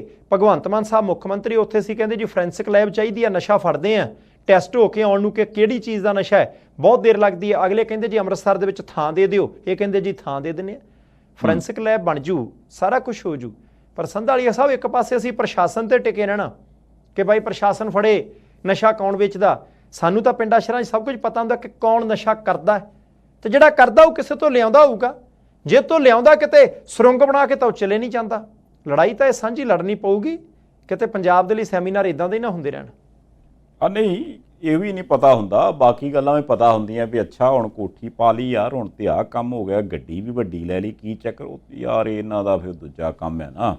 ਇੰਨੀ ਕੁ ਗੱਲ ਆਪਾਂ ਇੱਧਰ ਉੱਧਰ ਕਰ ਲੈਂਦੇ, ਪਰ ਉਹ ਦੂਜੇ ਕੰਮ ਬਾਰੇ ਪਤਾ ਵਿੱਚ ਸਾਰਿਆਂ ਨੂੰ ਹੁੰਦਾ, ਪਰ ਉਹਦੇ ਬਾਰੇ ਗੱਲ ਕੋਈ ਹੁੰਦੀ ਨਹੀਂ। ਇਹ ਗੱਲ ਤੁਹਾਡੀ ਵੈਸੇ ਠੀਕ ਆ ਕਿ ਵੀ ਦੇਸ਼ ਦੇ ਗ੍ਰਹਿ ਮੰਤਰੀ ਸਾਹਿਬ ਜੇ ਮੰਨ ਲਓ ਪੰਜਾਬ ਆਉਂਦੇ ਤੇ ਪੰਜਾਬ ਆ ਕੇ ਉਹ ਜ਼ਿਕਰ ਕਰਦੇ ਵੀ ਯਾਰ ਇੱਕ ਤੇ ਵੱਡਾ ਪੈਕੇਜ ਦੇ ਰਹੇ ਹਾਂ, ਹੁਣ ਅਸੀਂ ਖੇਤੀ ਦੀ ਗੱਲ ਕਰਨ ਆਏ ਹਾਂ, ਖੇਤੀ ਦੇ ਵਿੱਚ ਅਸੀਂ ਹੁਣ ਨਵਾਂਪਨ ਲੈ ਕੇ ਆਉਣਾ, ਕੋਈ ਗੱਲ ਨਹੀਂ, ਪਿਛਲੇ ਸਾਲ ਸਵਾ ਸਾਲ ਬੜਾ ਸੰਘਰਸ਼ ਹੋ ਗਿਆ ਤੇ ਹੁਣ ਆਹ ਇੱਕ ਨਵੀਂ ਪਾਲਿਸੀ, ਆਪਾਂ ਹੁਣ ਇਸ ਪਾਸੇ ਤੁਰਨਾ। ਉਹ 66 ਵਾਲੀ ਹਰੀ ਕ੍ਰਾਂਤੀ ਵਾਂਗੂ ਕੋਈ ਨਾ ਕੋਈ ਹੁਣ ਹਰੀ ਕ੍ਰਾਂਤੀ ਜਾਂ ਕੋਈ ਵੱਖਰੀ ਕ੍ਰਾਂਤੀ ਦੀ ਗੱਲ ਹੁੰਦੀ ਤੇ ਵਾਕਿਆ ਬੜਾ ਪੋਜ਼ਿਟਿਵ ਮੈਸੇਜ ਸੀਗਾ। ਪਰ ਇਹ ਗੱਲ ਤੁਹਾਡੀ ਠੀਕ ਹੈ ਵੀ ਦੇਖੋ ਪੰਜਾਬ ਆ ਕੇ ਜਦੋਂ ਨਾਰਕੋਟਿਕਸ ਦੀ ਗੱਲ ਚੱਲਦੀ ਆ, ਮੁੱਖ ਮੰਤਰੀ ਸਾਹਿਬ ਭਗਵੰਤ ਮਾਨ ਹੋਣੇ ਉੱਥੇ ਕਿਹਾ ਵੀ ਉਹ ਕਹਿੰਦੇ ਵੀ ਹੁਣ ਤਾਂ ਨਾਰਕੋਟਿਕਸ ਤੇ ਗੈਂਗਸਟਰ ਤੇ ਉਦਮ ਪਦਾਰਥਵਾਦ ਇਹ ਸਾਰਾ ਕੁਝ ਰਲਗੱਡ ਹੋ ਗਿਆ। ਅਗਲਾ ਕਹਿੰਦਾ ਵੀ ਠੀਕ ਆ, ਕਿਲੋ ਹੈਰੋਇਨ ਲੈ ਜੀ, ਚੰਗਾ ਫਿਰ ਨਾਲੇ ਸਾਡੇ 2 ਪਿਸਤੌਲ ਵੀ ਲੈ ਜਾ, ਬੰਦਿਆਂ ਨੇ ਤੂੰ ਤਾਂ ਜਾਣਾ ਹੀ ਜਾਣਾ। ਵੀ ਇਹ ਜਿਹੜਾ ਸਾਰਾ ਕੁਝ ਚੱਲ ਪਿਆ ਇਹਦੇ 'ਤੇ ਕੰਟਰੋਲ ਕਰਨ ਦੀ ਲੋੜ ਆ। वैसे जदा अमित शाह होਰਾਂ ने जिक्र किया सी भी पंजाब में आता है, फिर वहाँ से हरियाणा जाता है, फिर कुछ आगे जाता है, मैं तो अंदाज़ा लाਉਂਦਾ ਸੀ भी देखो पिछले समय 'ਚ ਭਾਵੇਂ ਲੱਖ ਉਦਾਹਰਨਾਂ ਆਈਆਂ ਵੀ ਪਹਿਲਾਂ ਕੋਈ ਮੁੰਬਈ ਉਤਰਦਾ, ਗੁਜਰਾਤ ਉਤਰਦਾ ਜਾਂ ਕਿਤੇ ਬੰਬੇ ਵਾਲੇ ਉਤਰਦਾ ਤੇ ਫਿਰ ਉਹ ਦੱਸਦੇ ਵੀ ਆ ਵੀ ਫਿਰ ਇਹ ਦਿੱਲੀ ਘੁੰਮ ਕੇ ਆਣ ਕੇ ਤੇ ਪੰਜਾਬ ਜਾਣਾ ਸੀ। ਉਹਨਾਂ ਚੀਜ਼ਾਂ ਨਾਲੋਂ ਵੀ ਵੱਖਰਾ ਉਹਨਾਂ ਨੂੰ ਇਹ ਲੱਗਿਆ ਵੀ ਨਹੀਂ, ਜੰਮੂ ਕਸ਼ਮੀਰ ਦੇ ਵਿੱਚ ਡਰੋਨ ਰਾਹੀਂ ਕੁਛ ਉਤਰਦਾ ਤੇ ਫਿਰ ਉਹ ਪੰਜਾਬ ਆਉਂਦਾ ਜਾਂ ਉਹ ਹਿਮਾਚਲ ਜਾਂਦਾ। ਇਸ ਕਰਕੇ ਜਿਹੜੇ 4-5 ਸੂਬੇ ਨੇ ਬੜੇ ਸੰਵੇਦਨਸ਼ੀਲ ਨੇ ਤੇ ਅਸੀਂ ਇਹਨਾਂ 'ਤੇ ਕੰਮ ਕਰਨਾ। ਇਹਦਾ ਮਤਲਬ ਜੇ ਉਹਨਾਂ, ਕਿਉਂਕਿ ਗ੍ਰਹਿ ਮੰਤਰੀ ਨੇ, ਉਹਨਾਂ ਕੋਲ ਇਨਪੁਟਸ ਹੋਣਗੀਆਂ ਜ਼ਿਆਦਾ ਜਿਸ ਹਿਸਾਬ ਕਿਤਾਬ ਦੀਆਂ, ਇਸੇ ਕਰਕੇ ਉਹਨਾਂ ਨੂੰ ਸੈਮੀਨਾਰ ਕਰਨ ਦੀ ਲੋੜ ਪਈ ਜਾਂ ਤਾਕੀਦ ਕਰਨ ਦੀ ਲੋੜ ਪਈ ਵੀ ਇਹ 5 ਸੂਬੇ ਦੀਆਂ ਸਰਕਾਰਾਂ ਮਿਲ ਕੇ ਕੰਮ ਕਰਨ, ਫਿਰ ਇਹ ਮਸਲਾ ਹੱਲ ਹੋਣਾ। ਸੋ ਇੱਥੋਂ ਆਪਾਂ ਅੰਦਾਜ਼ਾ ਲਾਈਏ ਵੀ ਇਸ ਵਕਤ ਆਪਾਂ ਖੜੇ ਕਿੱਥੇ ਆ ਤੇ ਲੜਾਈ ਇਸ ਵਕਤ ਇਹ ਲੜੀ ਜਾ ਰਹੀ ਹੈ ਵੀ ਯਾਰ ਗੱਦੇ ਦਾ ਕੀ ਬਣਿਆ ਜਿਹੜਾ 15-18 ਸਾਲਾਂ ਤੋਂ ਬਦਲਿਆ। ਨਹੀਂ ਸੰਧਾਲੀਆ ਸਾਹਿਬ, ਗੱਦੇ ਦਾ ਨਹੀਂ, ਹੋਰ ਬਹੁਤ ਮੁੱਦੇ ਭਾਰੇ ਜਾ ਰਹੇ ਆ ਜਿਹੜੇ ਕਿ ਮੌਜੂਦਾ ਸਮੇਂ ਦੇ ਵਿੱਚ ਉਹਨਾਂ ਦੀ ਪ੍ਰਸੰਗਿਕਤਾ ਜਿਹੜੀ ਹੈ ਉਸ ਪੱਖ ਤੋਂ ਹੈ ਹੀ ਨਹੀਂ ਜਿਹੜੇ ਪੱਖ ਤੋਂ ਉਭਾਰੇ ਜਾ ਰਹੇ ਆ। ਹੁਣ ਤੁਸੀਂ ਦੇਖੋ, ਸੰਯੁਕਤ ਕਿਸਾਨ ਮੋਰਚੇ ਵਾਲੇ ਕਹਿੰਦੇ ਜੀ ਅੱਜ ਅਸੀਂ 4 ਘੰਟੇ ਦਾ ਜਾਮ ਲਾਉਣਾ, ਰੇਲ ਜਾਮ ਕਰਨੀ, ਉਗਰਾਹਾਂ ਗਰੁੱਪ ਵਾਲੇ ਸੜਕ ਵੀ ਜਾਮ ਕਰਨ ਨੂੰ ਫਿਰਦੇ 11 ਵਜੇ ਤੋਂ ਲੈ ਕੇ 3 ਵਜੇ ਤੱਕ। MSP ਦਾ ਮੁੱਦਾ ਹੈ, ਫਸਲਾਂ ਦੇ ਘੱਟੋ ਘੱਟ ਸਮਰਥਨ ਮੁੱਲ ਦਾ ਮੁੱਦਾ ਹੈ, ਉਹਨਾਂ ਦੀ ਸਰਕਾਰੀ ਖਰੀਦ ਦਾ ਮੁੱਦਾ ਹੈ। ਕਿੱਡਾ ਵੱਡਾ ਇਸ਼ੂ ਹੈ ਸਾਡੀ ਖੇਤੀਬਾੜੀ ਦੇ ਲਈ। ਪਿਛਲੇ ਸਮੇਂ ਦੇ ਵਿੱਚ ਜਦੋਂ ਕਿਸਾਨ ਅੰਦੋਲਨ ਚੱਲਦਾ ਸੀ, ਸਾਰੀਆਂ ਖਬਰਾਂ ਉਹਦੀਆਂ ਹੀ ਸੀ ਕਿ ਕਿਸਾਨ ਅੰਦੋਲਨ ਦੇ ਵਿੱਚ ਆਹ ਕਹਿ ਦਿੱਤਾ, ਨਹੀਂ ਕਹਿ ਦਿੱਤਾ, ਸਰਕਾਰ ਦੇ ਨਾਲ ਹੁਣ ਗੱਲਬਾਤ ਕਦੋਂ ਹੈ, ਕਦੋਂ ਕੀ ਹੋਣਾ। ਹੁਣ ਜਦੋਂ ਇੱਥੇ ਤੱਕ ਗੱਲ ਅੱਪੜ ਗਈ ਹੈ, ਦੁਬਾਰਾ ਫੇਰ 4 ਘੰਟੇ ਦਾ, ਕਿਉਂਕਿ ਉਦੋਂ ਵੀ ਇਹ ਹੋਇਆ ਸੀ, ਜੇ ਤੁਹਾਨੂੰ ਯਾਦ ਹੋਵੇ। ਦੇਖੋ, ਪਹਿਲੀ ਗੱਲ ਹੈ ਕਿ ਅਸੀਂ ਟਕਰਾਅ ਨਹੀਂ ਚਾਹੁੰਦੇ ਕਿ ਕੇਂਦਰ ਦੇ ਵਿੱਚ ਜਾਂ ਹੋਰ ਪਾਸੇ। ਹੁਣ ਕੇਂਦਰ ਤੇ ਪੰਜਾਬ ਵਾਲੇ ਕਹਿੰਦੇ ਅਸੀਂ ਰਲ ਕੇ ਨਸ਼ਿਆਂ ਦੇ ਖਿਲਾਫ ਲੜਨਾ, ਬਹੁਤ ਚੰਗੀ ਗੱਲ ਹੈ, ਸਹਿਯੋਗ ਹੀ ਤਾਂ ਚਾਹੀਦਾ ਹੈ। ਇੱਕ ਦੇਸ਼ ਆ, ਦੇਸ਼ ਦੇ ਸੂਬੇ ਨੇ, ਜੋ ਵੱਖੋ-ਵੱਖ ਪਾਸੇ ਨੂੰ ਤੁਰੇ ਜਾਣਗੇ ਤਾਂ ਫਿਰ ਮਾੜੀ ਗੱਲ ਹੈ। ਹੁਣ ਉਦੋਂ ਵੀ ਹੋਇਆ ਸੀ ਕਿ ਪਹਿਲਾਂ ਜੀ ਆਪਾਂ ਰੇਲ ਟਰੈਕ ਜਾਮ ਕਰ ਲਓ, ਫਿਰ ਸੜਕਾਂ ਜਾਮ ਕਰ ਲਓ, ਫਿਰ ਦਿੱਲੀ ਵਾਲੇ ਪਾਸੇ ਨੂੰ ਤੁਰ ਪਾਓ, ਫਿਰ ਆਹ ਕਰ ਲਓ, ਲਗਾਤਾਰ ਪ੍ਰੋਸੈਸ ਇੱਕ ਚੱਲਦਾ ਸੀ। ਹੁਣ ਲੱਗਦਾ ਕਿ ਜਦੋਂ MSP ਦੇ ਮੁੱਦੇ ਤੇ ਗੱਲ ਨਹੀਂ ਬਣ ਰਹੀ, ਕਮੇਟੀ ਦੇ ਵਿੱਚ ਅਗਲਿਆਂ ਨੇ 26 ਮੈਂਬਰ ਰੱਖ ਲਿਆ, 3 ਨੂੰ ਕਹਿਤਾ ਤੁਸੀਂ ਦੇ ਦਿਓ, ਤੇ ਇਹਨਾਂ ਨੇ ਕਿਹਾ ਨਹੀਂ ਜੀ ਗੱਲ ਨਹੀਂ ਬਣਦੀ, 3 ਘੰਟੇ ਦਾ 4 ਦਾ ਜਾਮ ਹੋਊਗਾ। ਹੁਣ ਜਾਮ ਭਾਰਤ ਦੇ ਵਿੱਚ ਕਿੱਥੇ ਕਿੱਥੇ ਸਫਲ ਹੋਊ, ਲੋਕਾਂ ਨੂੰ ਪਰੇਸ਼ਾਨੀ, ਕਿਉਂਕਿ ਗਰਮੀ ਬੜੀ ਹੈ। ਹੁਣ ਲੋਕਾਂ ਨੂੰ ਪਤਾ ਲੱਗਣਾ ਚਾਹੀਦਾ, ਇਸ ਕਰਕੇ ਭਾਈ ਅਗਲਿਆਂ ਨੇ ਕਿਹਾ, ਅਸੀਂ ਤਾਂ ਕਹਿੰਦੇ ਆ ਕਿ ਜੇ ਬਹੁਤ ਜ਼ਰੂਰੀ ਨਹੀਂ ਤਾਂ ਸਫ਼ਰ ਕਰਨ ਨੂੰ ਥੋੜ੍ਹਾ ਜਿਹਾ ਗੁਰੇਜ਼ ਕਰਿਓ। ਛੋਟੇ ਛੋਟੇ ਬੱਚੇ ਹੁੰਦੇ ਆ, ਆਪਾਂ, ਤੁਹਾਨੂੰ ਯਾਦ ਹੋਣਾ ਸੰਧਾਲੀਆ ਸਾਹਿਬ, ਜਦੋਂ ਪਹਿਲਾਂ ਅਜੇ ਕਿਸਾਨ ਅੰਦੋਲਨ ਸ਼ੁਰੂ ਹੋਣ ਲੱਗਾ ਸੀ, ਆਪਾਂ ਉਦੋਂ ਵੀ ਕਹਿੰਦੇ ਸੀ ਕਿ ਭਾਈ ਲੋਕਤੰਤਰ ਹੈ, ਧਰਨੇ ਪ੍ਰਦਰਸ਼ਨ ਅਧਿਕਾਰ ਹੈ, ਪਰ ਜੇ ਤੁਸੀਂ ਜਾਮ ਕਰਨਾ ਤਾਂ ਡਿਊਟੀਆਂ ਤੁਹਾਡੀਆਂ ਹੈ ਕਿ ਗਰਮੀਆਂ ਨੂੰ ਪਾਣੀ ਪਿੱਛੇ ਤੱਕ ਕੱਪੜਦਾ ਹੋਵੇ। ਜੇ ਕੋਈ ਮਰੀਜ਼ ਹੈ ਤਾਂ ਉਹਦੀ ਐਂਬੂਲੈਂਸ ਲੰਘਾਇਓ। ਜੇ ਕੋਈ ਕਾਰ ਦੇ ਵਿੱਚ, ਸਕੂਟਰ ਤੇ ਵੀ ਕਈ ਵਾਰੀ ਮਰੀਜ਼ ਹੁੰਦਾ, ਸਾਰਿਆਂ ਨੂੰ ਐਂਬੂਲੈਂਸ ਕਿਹੜਾ ਮਿਲਦੀ ਹੈ। ਜੇ ਚੀਫ ਜਸਟਿਸ ਸਾਹਿਬ ਇਹ ਗੱਲ ਖੁਦ ਮੰਨਦੇ ਆ ਕਿ ਦੇਸ਼ ਦੇ ਬਹੁ ਗਿਣਤੀ ਲੋਕ ਇਨਸਾਫ ਲੈਣ ਦੇ ਲਈ ਅਦਾਲਤਾਂ ਦਾ ਦਰਵਾਜ਼ਾ ਖੜਕਾਉਂਦੇ ਹੀ ਨਹੀਂ, ਤਾਂ ਸਾਰੇ ਲੋਕਾਂ ਨੂੰ ਐਂਬੂਲੈਂਸ ਵੀ ਨਹੀਂ ਮਿਲਦੀ। ਆਪਾਂ ਕਿਤੇ ਇਹ ਨਾ ਕਰਦੇ ਰਹੀਏ ਕਿ ਐਂਬੂਲੈਂਸ ਲੰਘਣ ਦੇਣੀਆਂ ਬਾਕੀ ਨਹੀਂ। ਬੰਦਾ ਪਤਾ ਨਹੀਂ ਮਰੀਜ਼ ਕਿਹੜੀ ਗੱਡੀ ਦੇ ਵਿੱਚ ਕਿਸ ਤਰੀਕੇ। ਸੋ ਲੋਕਾਂ ਨੂੰ ਪਰੇਸ਼ਾਨੀ ਘੱਟ ਹੋਵੇ, ਸਰਕਾਰ ਦੇ ਕੰਨਾਂ ਤੱਕ ਤੁਹਾਡੀ ਆਵਾਜ਼ ਪੁੱਜ ਜੇ, ਇਸ ਤਰੀਕੇ ਦੇ ਨਾਲ ਕੰਮ ਕਰਿਓ ਜੇ ਕਰਨਾ ਹੀ। ਨਹੀਂ ਇਹ ਤਾਂ ਗੱਲ ਹੈਗੀ ਹੈ। ਬਾਕੀ ਚਲੋ ਆਸ ਕਰਦੇ ਹਾਂ ਵੀ ਇਹ ਵੀ ਲੜਾਈ ਝਗੜਾ ਨਾ ਪਵੇ, ਕਿਉਂਕਿ ਉਹਦੇ ਵਿੱਚੋਂ ਵੀ ਸ਼ਾਇਦ ਕੁਝ ਜਥੇਬੰਦੀਆਂ ਨੇ ਆਪਣੇ ਆਪ ਨੂੰ ਵੱਖ ਰੱਖਿਆ। ਉਹ ਕਹਿੰਦੇ ਵੀ ਅਸੀਂ ਉਸ ਕਾਲ ਦੇ ਨਾਲ ਨਹੀਂ ਹੈਗੇ। ਸੋ ਜੋ ਏਕਾ ਜਾਂ ਜੋ ਏਕਤਾ ਜਿਹੜੀ ਪਹਿਲਾਂ ਸੀਗੀ ਉਹ ਹੁਣ ਫਿਲਹਾਲ ਨਜ਼ਰ ਨਹੀਂ ਆਈ। ਪਰ ਚਲੋ ਮੁੱਦਾ ਵਿਸ਼ਾ ਸਾਰੀਆਂ ਜਥੇਬੰਦੀਆਂ ਦਾ ਇੱਕ ਹੈ ਕਿ ਵੀ ਜਿਹੜੀ ਕਿਸਾਨੀ ਹੈ ਉਹਦਾ ਕੋਈ ਨਾ ਕੋਈ ਹੱਲ ਹੋਣਾ ਚਾਹੀਦਾ। ਪਰ ਨਿਰਾਪੁਰਾ ਇਹੀ ਮਸਲਾ ਨਹੀਂ ਗਾ। ਅੱਜ ਮੇਰੇ ਖਿਆਲ ਨਾਲ ਇੱਕ ਇਕੱਠ ਬਹਿਬਲ ਕਲਾਂ ਵੀ ਹੋਣਾ WhatsApp ਇਹ, ਕਿਉਂਕਿ ਪਿਛਲੇ ਸਮੇਂ ਦੇ ਵਿੱਚ ਸਰਕਾਰਾਂ ਨੇ ਕਿਹਾ ਸੀ ਅਸੀਂ ਇਨਸਾਫ ਦਿਆਂਗੇ। ਫਿਰ ਪਹਿਲਾਂ 3 ਮਹੀਨੇ ਦਾ ਸਮਾਂ ਸੀ, 3 ਤੋਂ ਫਿਰ 15 ਕੁ ਦਿਨ ਹੋਰ ਲਏ। ਫਿਰ ਪਿਛਲੇ ਦਿਨੀ 2 ਮੰਤਰੀ ਸਾਹਿਬਾਨ ਸਪੀਕਰ ਸਾਹਿਬ ਆ ਕੇ ਉਹਨਾਂ ਦੇ ਕੋਲ ਬਹਿ ਕੇ 6 ਮਹੀਨੇ ਹੋਰ ਮੰਗ ਕੇ ਗਏ ਸੀ। ਉਹਨਾਂ ਸਾਰੀਆਂ ਚੀਜ਼ਾਂ 'ਤੇ ਉਜਰ ਇਤਰਾਜ਼ ਕਰਕੇ ਤੇ ਉਹ ਕਹਿੰਦੇ ਵੀ ਇੱਦਾਂ ਗੱਲ ਬਣਨੀ ਨਹੀਂ, ਸਾਨੂੰ ਸਰਕਾਰ ਦੇ ਕੋਲ ਆਪਣਾ ਜਿਹੜਾ ਦਬਾਅ ਆ ਉਹ ਵਿਖਾਉਣਾ ਪੈਣਾ। ਤੇ ਅੱਜ ਕਹਿੰਦੇ ਉੱਧਰ ਵੀ ਇਕੱਠ ਆ, ਕਿਉਂਕਿ ਗੁਰੂ ਗ੍ਰੰਥ ਸਾਹਿਬ ਦੀ ਬੇਅਦਬੀ ਵਾਲਾ ਮਸਲਾ, ਤੇ ਉਹ ਕਹਿੰਦੇ ਇਨਸਾਫ ਕਿਤੇ ਜਾਪਦਾ ਨਹੀਂ। ਸੰਧਾਲੀਆ ਸਾਹਿਬ, ਪਿਛਲੀ ਵਾਰੀ ਜਦੋਂ ਪੰਜਾਬ ਸਰਕਾਰ ਨੇ ਸਮਾਂ ਮੰਗਿਆ ਸੀ ਨਾ, ਉਦੋਂ ਐਕਸ਼ਨ ਕਮੇਟੀ ਨੇ ਜਾਮ ਲਾਤਾ ਸੀ, GT ਰੋਡ ਜਾਮ ਕਰ ਦਿੱਤਾ ਸੀ। ਇਹ ਫਿਰ ਆਪ ਗਏ ਸੀ, ਕਹਿੰਦੇ ਸੀ ਮਹੀਨੇ 3 ਦੇ ਦਿਓ, ਹਰ ਮਹੀਨੇ ਦੀ 10 ਤਰੀਕ ਨੂੰ ਅਸੀਂ ਤੁਹਾਨੂੰ ਅਪਡੇਟ ਯਾਨੀ ਕਿ ਸਟੇਟਸ ਰਿਪੋਰਟ ਦਿਆ ਕਰਾਂਗੇ ਕਿ ਇਸ ਕੇਸ ਦੇ ਵਿੱਚ ਗੱਲ ਕਿੱਥੇ ਕੱਪੜੀ ਹੈ। ਫਿਰ 15 ਦਿਨ ਦਾ ਸਮਾਂ ਮੰਗਿਆ। ਕਈ ਬੰਦੇ ਉਦੋਂ ਔਖੇ ਸੀ, ਤੱਤੇ ਸੀ ਕਿ ਨਹੀਂ ਭਾਈ ਨਾ ਦਿਓ, ਦਿੱਤਾ 15 ਦਿਨ ਦਾ ਸਮਾਂ, ਨਹੀਂ ਕੁਝ ਹੋਇਆ 6 ਮਹੀਨੇ ਹੋਰ ਮੰਗ ਲਏ। ਹੁਣ ਅੱਜ ਵਾਲੀ ਬੈਠਕ ਦੇ ਵਿੱਚ ਜੇ ਤਾਂ ਕੋਈ ਸਰਕਾਰ ਦਾ ਨੁਮਾਇੰਦਾ ਜਾਂਦਾ ਹੈ ਜਾਂ ਸਰਕਾਰ ਵੱਲੋਂ ਕੋਈ ਠੀਕ ਭਰੋਸਾ ਦਵਾ ਦਿੱਤਾ ਜਾਂਦਾ ਹੈ, ਫਿਰ ਤਾਂ ਹੋ ਸਕਦਾ ਕਿ ਕੰਮ ਥੋੜ੍ਹੀ ਦੇਰ ਦੇ ਲਈ ਹੋਰ ਤਰੀਕੇ ਚੱਲੇ, ਨਹੀਂ ਤਾਂ ਭਾਈ ਅਗਲੇ ਕੁਝ ਵੀ ਫੈਸਲਾ ਕਰ ਸਕਦੇ। ਪਿਛਲੇ ਵਾਰੀ ਜਾਮ ਇਹ ਕਹਿ ਕੇ ਖਲਵਾਇਆ ਸੀ ਨਾ ਇਨਸਾਫ ਦੇਵਾਂਗੇ, ਹੁਣ ਦੁਬਾਰਾ ਜਾਮ ਵੱਲ ਨੂੰ ਤੁਰ ਪੈਣਗੇ ਤਾਂ ਫਿਰ ਕੰਮ ਦੂਜੇ ਪਾਸੇ ਤੁਰ ਪਊ।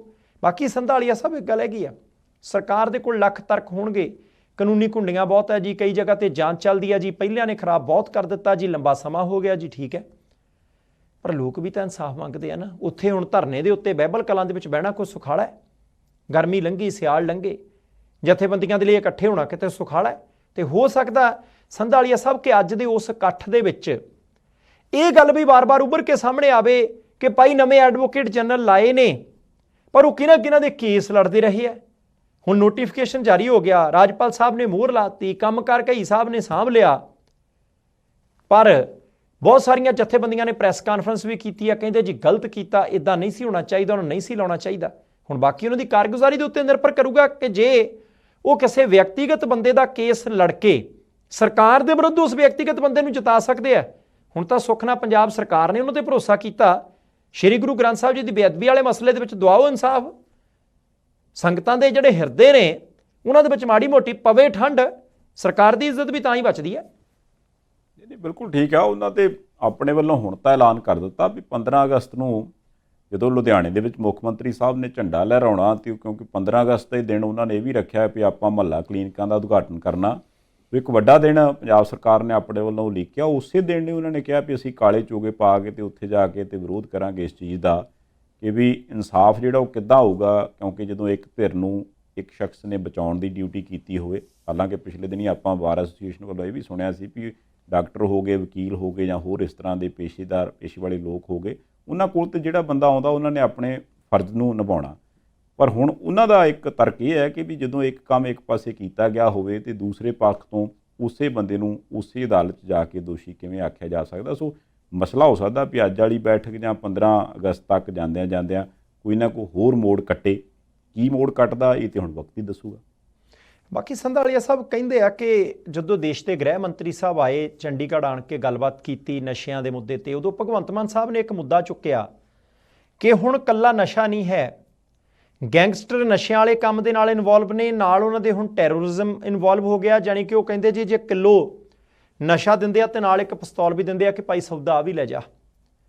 ਤੇ ਪਤਾ ਲੱਗਿਆ ਕਿ ਉਹਨਾਂ ਨੇ ਕਿਹਾ ਕਿ ਅਸੀਂ ਕੈਨੇਡਾ ਸਰਕਾਰ ਤੋਂ ਮੰਗ ਕੀਤੀ ਹੈ, ਬੇਨਤੀ ਕੀਤੀ ਹੈ, ਭਾਰਤ ਸਰਕਾਰ ਨੂੰ ਵੀ ਕਿਹਾ ਜੀ ਤੁਸੀਂ ਕੋਸ਼ਿਸ਼ ਕਰੋ ਕਿ ਜਿਹੜੇ ਬੰਦੇ ਨੇ ਸਿੱਧੂ ਮੂਸੇਵਾਲੇ ਦੇ ਕਤਲ ਦੀ ਜ਼ਿੰਮੇਵਾਰੀ ਲਈ ਕਿ ਭਾਈ ਅਸੀਂ ਮਾਰਿਆ, ਇਸ ਕਰਕੇ ਮਾਰਿਆ, ਵੀਡੀਓ ਵੀ ਆਈ, ਆਡੀਓ ਵੀ ਆਈਆਂ, ਕਿ ਕੈਨੇਡਾ ਤੇ ਉਹਨੂੰ ਡਿਪੋਰਟ ਕਰਾ ਕੇ ਭਾਰਤ ਲਿਆਂਦਾ ਜਾਵੇ। ਗੋਲਡੀ ਬਰਾੜ ਹੁੰਦਾ ਜ਼ਿਕਰ ਹੁੰਦਾ ਬਾਰ-ਬਾਰ ਕਿ ਉਹਨਾਂ ਨੂੰ ਭਾਰਤ ਲਿਆਂਦਾ ਜਾਵੇ ਤਾਂ ਜੋ ਕੜੀ ਨਾਲ ਕੜੀ ਜੋੜੀ ਜਾ ਸਕੇ ਕਿ ਸਾਰੀ ਕਹਾਣੀ ਕਿੱਥੋਂ ਚੱਲੀ, ਕਿਵੇਂ ਚੱਲੀ, ਕਿਹੜਾ ਬੰਦਾ ਇਨਵੋਲਵ ਹੈ।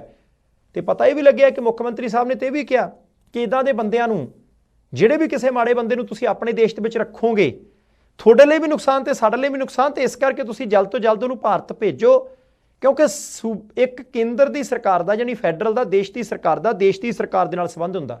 ਸੂਬਾ ਸਰਕਾਰ ਸਿੱਧਾ ਬਹੁਤਾ ਕੁਝ ਨਹੀਂ ਕਰ ਸਕਦੀ, ਵਾਇਆ ਕੇਂਦਰ ਵਾਲੇ ਪਾਸੇ ਜਾਣਗੇ। ਕੇਂਦਰ ਸੁਹਿਰਦਤਾ ਦੇ ਨਾਲ ਜੇ ਸਾਥ ਦੇਵੇ ਤਾਂ ਮਾਮਲਾ ਕਿਤੇ ਨਾ ਕਿਤੇ ਲੋਟ ਵੀ ਆ ਸਕਦਾ। ਸੰਧਾਲੀਆ ਸਾਹਿਬ ਨਹੀਂ, ਬਿਲਕੁਲ ਆ ਸਕਦਾ। ਬਾਕੀ ਉਹਨਾਂ ਨੇ ਉੱਥੇ ਜੇ ਮੰਗ ਰੱਖੀ ਆ, ਹੋ ਸਕਦਾ ਕਿ ਕਿਉਂਕਿ ਗ੍ਰਹਿ ਮੰਤਰੀ ਸਾਹਿਬ ਦੇ ਅੰਡਰ ਇਹ ਸਾਰਾ ਕੁਝ ਆਉਂਦਾ, ਉਹ ਆਉਣ ਵਾਲੇ ਦਿਨਾਂ ਦੇ ਵਿੱਚ ਕੁਛ ਨਾ ਕੁਛ ਇਹੋ ਜਿਹਾ ਕਰ ਵੀ ਦੇਣ। ਕਿਉਂਕਿ ਜਦ ਤੱਕ ਇਹ ਮੇਰੇ ਖਿਆਲ ਨਾਲ ਜਿਹੜੀ ਗੱਲ ਗ੍ਰਹਿ ਮੰਤਰੀ ਸਾਹਿਬ ਨੇ ਕਹੀ ਹੈ ਕਿ ਮਿਲ ਕੇ ਕੰਮ ਕੀਤਿਆਂ ਜਾਂ ਕ੍ਰੈਡਿਟ ਵਾਰ ਦੇ ਵਿੱਚ ਪਿਆ ਇਹ ਗੱਲ ਬਣਨੀ ਨਹੀਂ ਗੀ, ਉਹ ਗੱਲ ਕਿਤੇ ਨਾ ਕਿਤੇ ਧਿਆਨ ਮੰਗਦੀ ਹੈ ਵੀ ਜੇ ਰਲ ਕੇ ਮਿਲ ਕੇ ਕੰਮ ਹੋਊਗਾ, ਜੇ ਸੂਬੇ ਰਲ ਕੇ ਕਰਨ, ਕੇਂਦਰ ਸਰਕਾਰਾਂ ਰਾਜ ਸਰਕਾਰਾਂ ਮਿਲ ਕੇ ਕਰਨ, ਜਾਂ ਵੱਖ-ਵੱਖ ਦੇਸ਼ਾਂ ਦੀਆਂ ਜਿਹੜੀਆਂ ਏਜੰਸੀਆਂ ਨੇ ਉਹਨਾਂ ਦੇ ਨਾਲ ਉਸ ਹਿਸਾਬ ਨਾਲ ਰਲ ਕੇ ਰਾਬਤਾ ਕੀਤਾ ਜਾਵੇ ਤੇ ਫਿਰ ਇਹ ਸਾਰੇ ਕੁਛ ਨੂੰ ਕੰਟਰੋਲ ਕੀਤਾ ਜਾ ਸਕਦਾ। ਪਰ ਮੈਂ ਸੋਚਦਾ ਸੀ ਕਿ ਵਿਦੇਸ਼ ਜਾਣ ਦੀ ਗੱਲ ਤਾਂ ਚੱਲਦੀ ਆ ਨਾ ਵੀ ਜਹਾਜ਼ ਤੇ ਚੜ੍ਹ ਕੇ ਜਾਣਾ, ਤੇ ਜਹਾਜ਼ ਕਹਿੰਦੇ ਚੱਲਦਾ ਏਅਰਪੋਰਟ ਤੋਂ, ਤੇ ਜਦੋਂ ਆਪਾਂ ਏਅਰਪੋਰਟਾਂ ਦੀ ਗੱਲ ਕਰਦੇ ਹਾਂ ਤੇ ਪੰਜਾਬ 'ਚੋਂ ਕਈ ਏਅਰਪੋਰਟ ਬਣੇ ਪਏ ਨੇ ਹੁਣ ਤਾਂ, ਮਤਲਬ ਮੇਰਾ ਖਿਆਲ ਇੰਨੇ ਏਅਰਪੋਰਟ ਕਿਤੇ ਹੋਣੇ ਹੀ ਨਹੀਂ ਜਿੰਨੇ ਕਿ ਨਿੱਕੇ ਜਿਹੇ ਪੰਜਾਬ ਦੇ ਵਿੱਚ ਆ। ਇਹ ਹਰੇਕ ਏਅਰਪੋਰਟ ਦੇ ਬਾਰੇ 'ਚ ਉੱਥੋਂ ਦੇ ਲੋਕਲ ਲੀਡਰ ਸਾਹਿਬਾਨ ਚਾਹੇ ਕਿਸੇ ਵੀ ਪਾਰਟੀ ਦੇ ਹੁਣ, ਉਹ ਅੰਤਰਰਾਸ਼ਟਰੀ ਬਣਾ ਦਿੰਦੇ ਆ ਵੀ ਭਾਈ ਸਾਹਿਬ ਇੱਥੋਂ ਤੁਸੀਂ ਵੇਖੋਗੇ ਕਿੱਥੋਂ ਕਿੱਥੋਂ ਨੂੰ ਜਹਾਜ਼ ਜਾਂਦੇ, ਪਰ ਉਹ ਮੁੜ ਕੇ ਚੱਲਦੀ ਉੱਥੋਂ ਲੋਕਲ ਫਲਾਈਟ ਵੀ ਨਹੀਂ ਹੈਗੀ। ਅੰਮ੍ਰਿਤਸਰੋਂ ਬਠਿੰਡੇ ਵੱਲ ਨੂੰ ਨਹੀਂ ਚੱਲਦੀ, ਨਾ ਪਠਾਨਕੋਟੋਂ ਚੱਲਦੀ ਉੱਥੋਂ ਬਠਿੰਡੇ ਵੱਲ ਨੂੰ। ਪਰ ਹੁਣ ਜਿਹੜਾ ਇੱਧਰ ਹਲਵਾਰੇ ਵਾਲਾ ਏਅਰਪੋਰਟ ਹੈ ਜੀ, ਪਿਛਲੇ ਦਿਨ ਹੀ ਕਹਿੰਦੇ ਸੀ ਉੱਤੇ ਕੰਮ ਚੱਲ ਰਿਹਾ ਜੀ, ਬਹੁਤ ਜੁਰਕੇ ਨਾਲ ਲੱਗੇ ਨੇ, ਪਰ ਹੁਣ ਜਿਹੜੀਆਂ ਖਬਰਾਂ ਆਉਂਦੀਆਂ ਪਈ ਉਹ ਕਹਿੰਦੇ ਵੀ ਡੰਗਰ ਡੁੰਗਰ ਚੜ੍ਹਦੇ ਆ ਉੱਥੇ। ਕੰਪਨੀਆਂ ਜਿਹੜੀਆਂ ਬਣਾਉਂਦੀਆਂ ਸੀ ਉਹ ਆਪਣਾ ਸਮਾਨ ਸਮੂਨ ਚੱਕ ਕੇ ਲੈ ਗਈਆਂ। ਜਦੋਂ ਕਿਸੇ ਨੇ ਪੁੱਛਿਆ ਵੀ ਗੱਲ ਕੀ ਹੋਈ, ਉਹ ਕਹਿੰਦੇ ਵੀ ਆਖਰੀ ਕੋਈ 47-48 ਕਰੋੜ ਦੀ ਗ੍ਰਾਂਟ ਆਉਣੀ ਸੀ ਰਹਿੰਦੇ ਕੰਮਾਂ ਲਈ, ਉਹ ਕਿਸੇ ਨੇ ਦਿੱਤੀ ਨਹੀਂ ਵਾਹਵਾ ਮਹੀਨਿਆਂ ਤੋਂ। ਦੇਖੋ ਸੰਧਾਲੀਆ ਸਾਹਿਬ, ਜੇ ਤਾਂ ਪ੍ਰੋਪਰ ਪਲੈਨਿੰਗ ਦੇ ਨਾਲ, ਬਿਨਾਂ ਵੋਟਾਂ ਦੀ ਰਾਜਨੀਤੀ ਤੋਂ, ਸੂਬੇ ਦੀਆਂ ਦੇਸ਼ ਦੀਆਂ ਲੋੜਾਂ ਦੇ ਮੁਤਾਬਕ, ਅਗਲੇ ਪੋਟੈਂਸ਼ੀਅਲ ਦੇ ਮੁਤਾਬਕ ਕੋਈ ਯੋਜਨਾ ਬਣਾਈ ਜਾਵੇ ਤਾਂ ਉਹ ਅੱਧ ਵਿਚਾਲੇ ਨਹੀਂ ਰਹਿੰਦੀ। ਜਦੋਂ ਸਾਰਾ ਕੁਝ ਵੋਟ ਬੈਂਕ ਨੂੰ ਸਾਹਮਣੇ ਰੱਖ ਕੇ, ਇਲਾਕੇ ਨੂੰ ਸਾਹਮਣੇ ਰੱਖ ਕੇ ਕੀਤਾ ਜਾਂਦਾ, ਫਿਰ ਆਹ ਕੁਛ ਹੀ ਹੈ। ਹੁਣ ਅੰਮ੍ਰਿਤਸਰ ਤੋਂ ਜਿਹੜੀ ਡੇਲੀ ਫਲਾਈਟ ਜਾਂਦੀ ਸੀ ਸ਼ਾਰਜਾ ਨੂੰ, ਉਹ ਬੰਦ ਹੋਣ ਜਾ ਰਹੀ ਹੈ ਇੱਕ ਅੱਧੇ ਦਿਨ 'ਚ। ਹੁਣ ਇੱਕੋ ਫਲਾਈਟ ਰਹਿ ਜਾਣੀ ਆ ਜਿਹੜੀ ਹਫ਼ਤੇ 'ਚ 2-3 ਦਿਨ ਜਾਂਦੀ ਹੈ, ਕੋਈ ਡੇਲੀ ਫਲਾਈਟ ਹੀ ਨਹੀਂ ਹੋਏਗੀ ਅੰਮ੍ਰਿਤਸਰ ਦੇ ਹਵਾਈ ਅੱਡੇ ਤੋਂ। ਕਮਾਲ ਦੀ ਗੱਲ ਹੈ, ਜਦੋਂ ਬਠਿੰਡੇ ਵਾਲਾ ਹਵਾਈ ਅੱਡਾ ਬਣ ਕੇ ਤਿਆਰ ਹੋ ਗਿਆ ਸੀ, ਕਈ ਮਹੀਨੇ ਕੋਈ ਫਲਾਈਟ ਨਹੀਂ ਸੀ ਆਈ। ਬਿਜਲੀ ਦੇ ਬਿੱਲ, ਰੱਖ ਰਖਾਵ ਦਾ ਖਰਚਾ, ਸਾਰਾ ਕੁਝ ਲੱਖਾਂ ਰੁਪਈਏ ਮਹੀਨੇ ਦੇ ਖਰਚ ਹੁੰਦੇ ਸੀ, ਫਲਾਈਟ ਕੋਈ ਨਹੀਂ ਸੀ। ਹੁਣ ਹਲਵਾਰੇ ਪੈਸੇ ਖਰਚ ਲਏ ਆ, ਅੱਧਾ ਪੌਣਾ 90% ਬਣ ਕੇ ਕੰਮ ਤਿਆਰ ਹੈ, ਆਖਰੀ ਗ੍ਰਾਂਟ ਆਉਣੀ ਨਹੀਂ, ਕੰਪਨੀਆਂ ਦੌੜਨ ਲੱਗ ਪਈਆਂ, ਕਾਠ ਮਾਰ ਦਿੱਤੇ ਪੈਸੇ, ਥੋੜਾ ਜਿਹਾ ਬਚ ਕੇ ਹੁਣ ਵੋਟਾਂ ਕਿਤੇ ਸਿਰ ਤੇ ਰੱਖ ਕੇ ਲੈ ਜਾਣੀਆਂ। ਲੋਕਾਂ ਦਾ ਪੈਸਾ ਹੈ, ਚੱਜ ਦੇ ਨਾਲ ਲੋਕਾਂ ਦੇ ਭਲੇ ਲਈ ਖਰਚਿਆ ਜਾਵੇ ਤਾਂ ਚੰਗਾ। ਇਹ ਤਾਂ ਹੈ, ਤੁਸੀਂ ਦੇਖ ਲਓ ਵੀ ਨਿਗਾਹ ਜਿਹਾ ਪੰਜਾਬ ਹੈ, 6 ਏਅਰਪੋਰਟ ਆ ਜੀ, ਉਹਨਾਂ ਚੋਂ ਅੰਮ੍ਰਿਤਸਰ ਵਾਲਾ ਚੱਲਦਾ ਜਾਂ ਮੋਹਾਲੀ ਚੰਡੀਗੜ੍ਹ ਵਾਲਾ ਮਾੜਾ ਮੋੜ ਚੱਲਦਾ, ਨਾ ਪਠਾਨਕੋਟ, ਨਾ ਆਦਮਪੁਰ, ਨਾ ਹਲਵਾਰਾ, ਨਾ ਬਠਿੰਡਾ, ਬਾਕੀਆਂ ਬਾਰੇ ਕੋਈ ਗੱਲਬਾਤ ਹੈ ਨਹੀਂ। ਫਿਰ ਉਹ ਜਿਹੜੇ ਏਅਰਪੋਰਟ ਸੀ ਜਿੰਨੇ ਕੁ ਵੀ ਅੱਧੇ ਪਚੱਧੇ ਬਣੇ ਨੇ, ਜੇ ਉਹਨਾਂ ਤੇ ਇੱਕ ਇੱਟ ਵੀ ਲੱਗੀ ਆ, ਉਹ ਲੱਗੀ ਤੇ ਲੋਕਾਂ ਦੇ ਟੈਕਸ ਦੀ ਹੈ। ਜੀ ਬਿਲਕੁਲ ਜੀ, ਉਹ ਬਚਣਾ ਚਾਹੀਦਾ। ਭਵਿੱਖ 'ਚ ਇਦਾਂ ਦੀ ਗਲਤੀ ਨਾ ਹੋਵੇ ਤਾਂ ਚੰਗਾ। ਅਸੀਂ ਨਹੀਂ ਕਹਿੰਦੇ ਹਲਵਾਰੇ 'ਚ ਏਅਰਪੋਰਟ ਬਣਾਉਣਾ ਗਲਤੀ ਹੈ, ਮੁਕੰਮਲ ਕਰਕੇ ਆਪਰੇਸ਼ਨ ਸਟਾਰਟ ਕਰੋ ਭਾਈ, ਚੱਲਣ ਫਲਾਈਟਾਂ ਫਿਰ ਧੜਾ ਧੜ ਠੋਕ ਕੇ। ਉਹ WhatsApp ਫਿਰ ਸਮਾਂ ਹੋ ਗਿਆ ਜੀ, ਬੜਾ ਧੰਨਵਾਦ ਤੁਹਾਡਾ ਮਹਾਰਾਜ। ਸ਼ੁਕਰੀਆ ਜੀ, ਬਹੁਤ ਮਿਹਰਬਾਨੀ।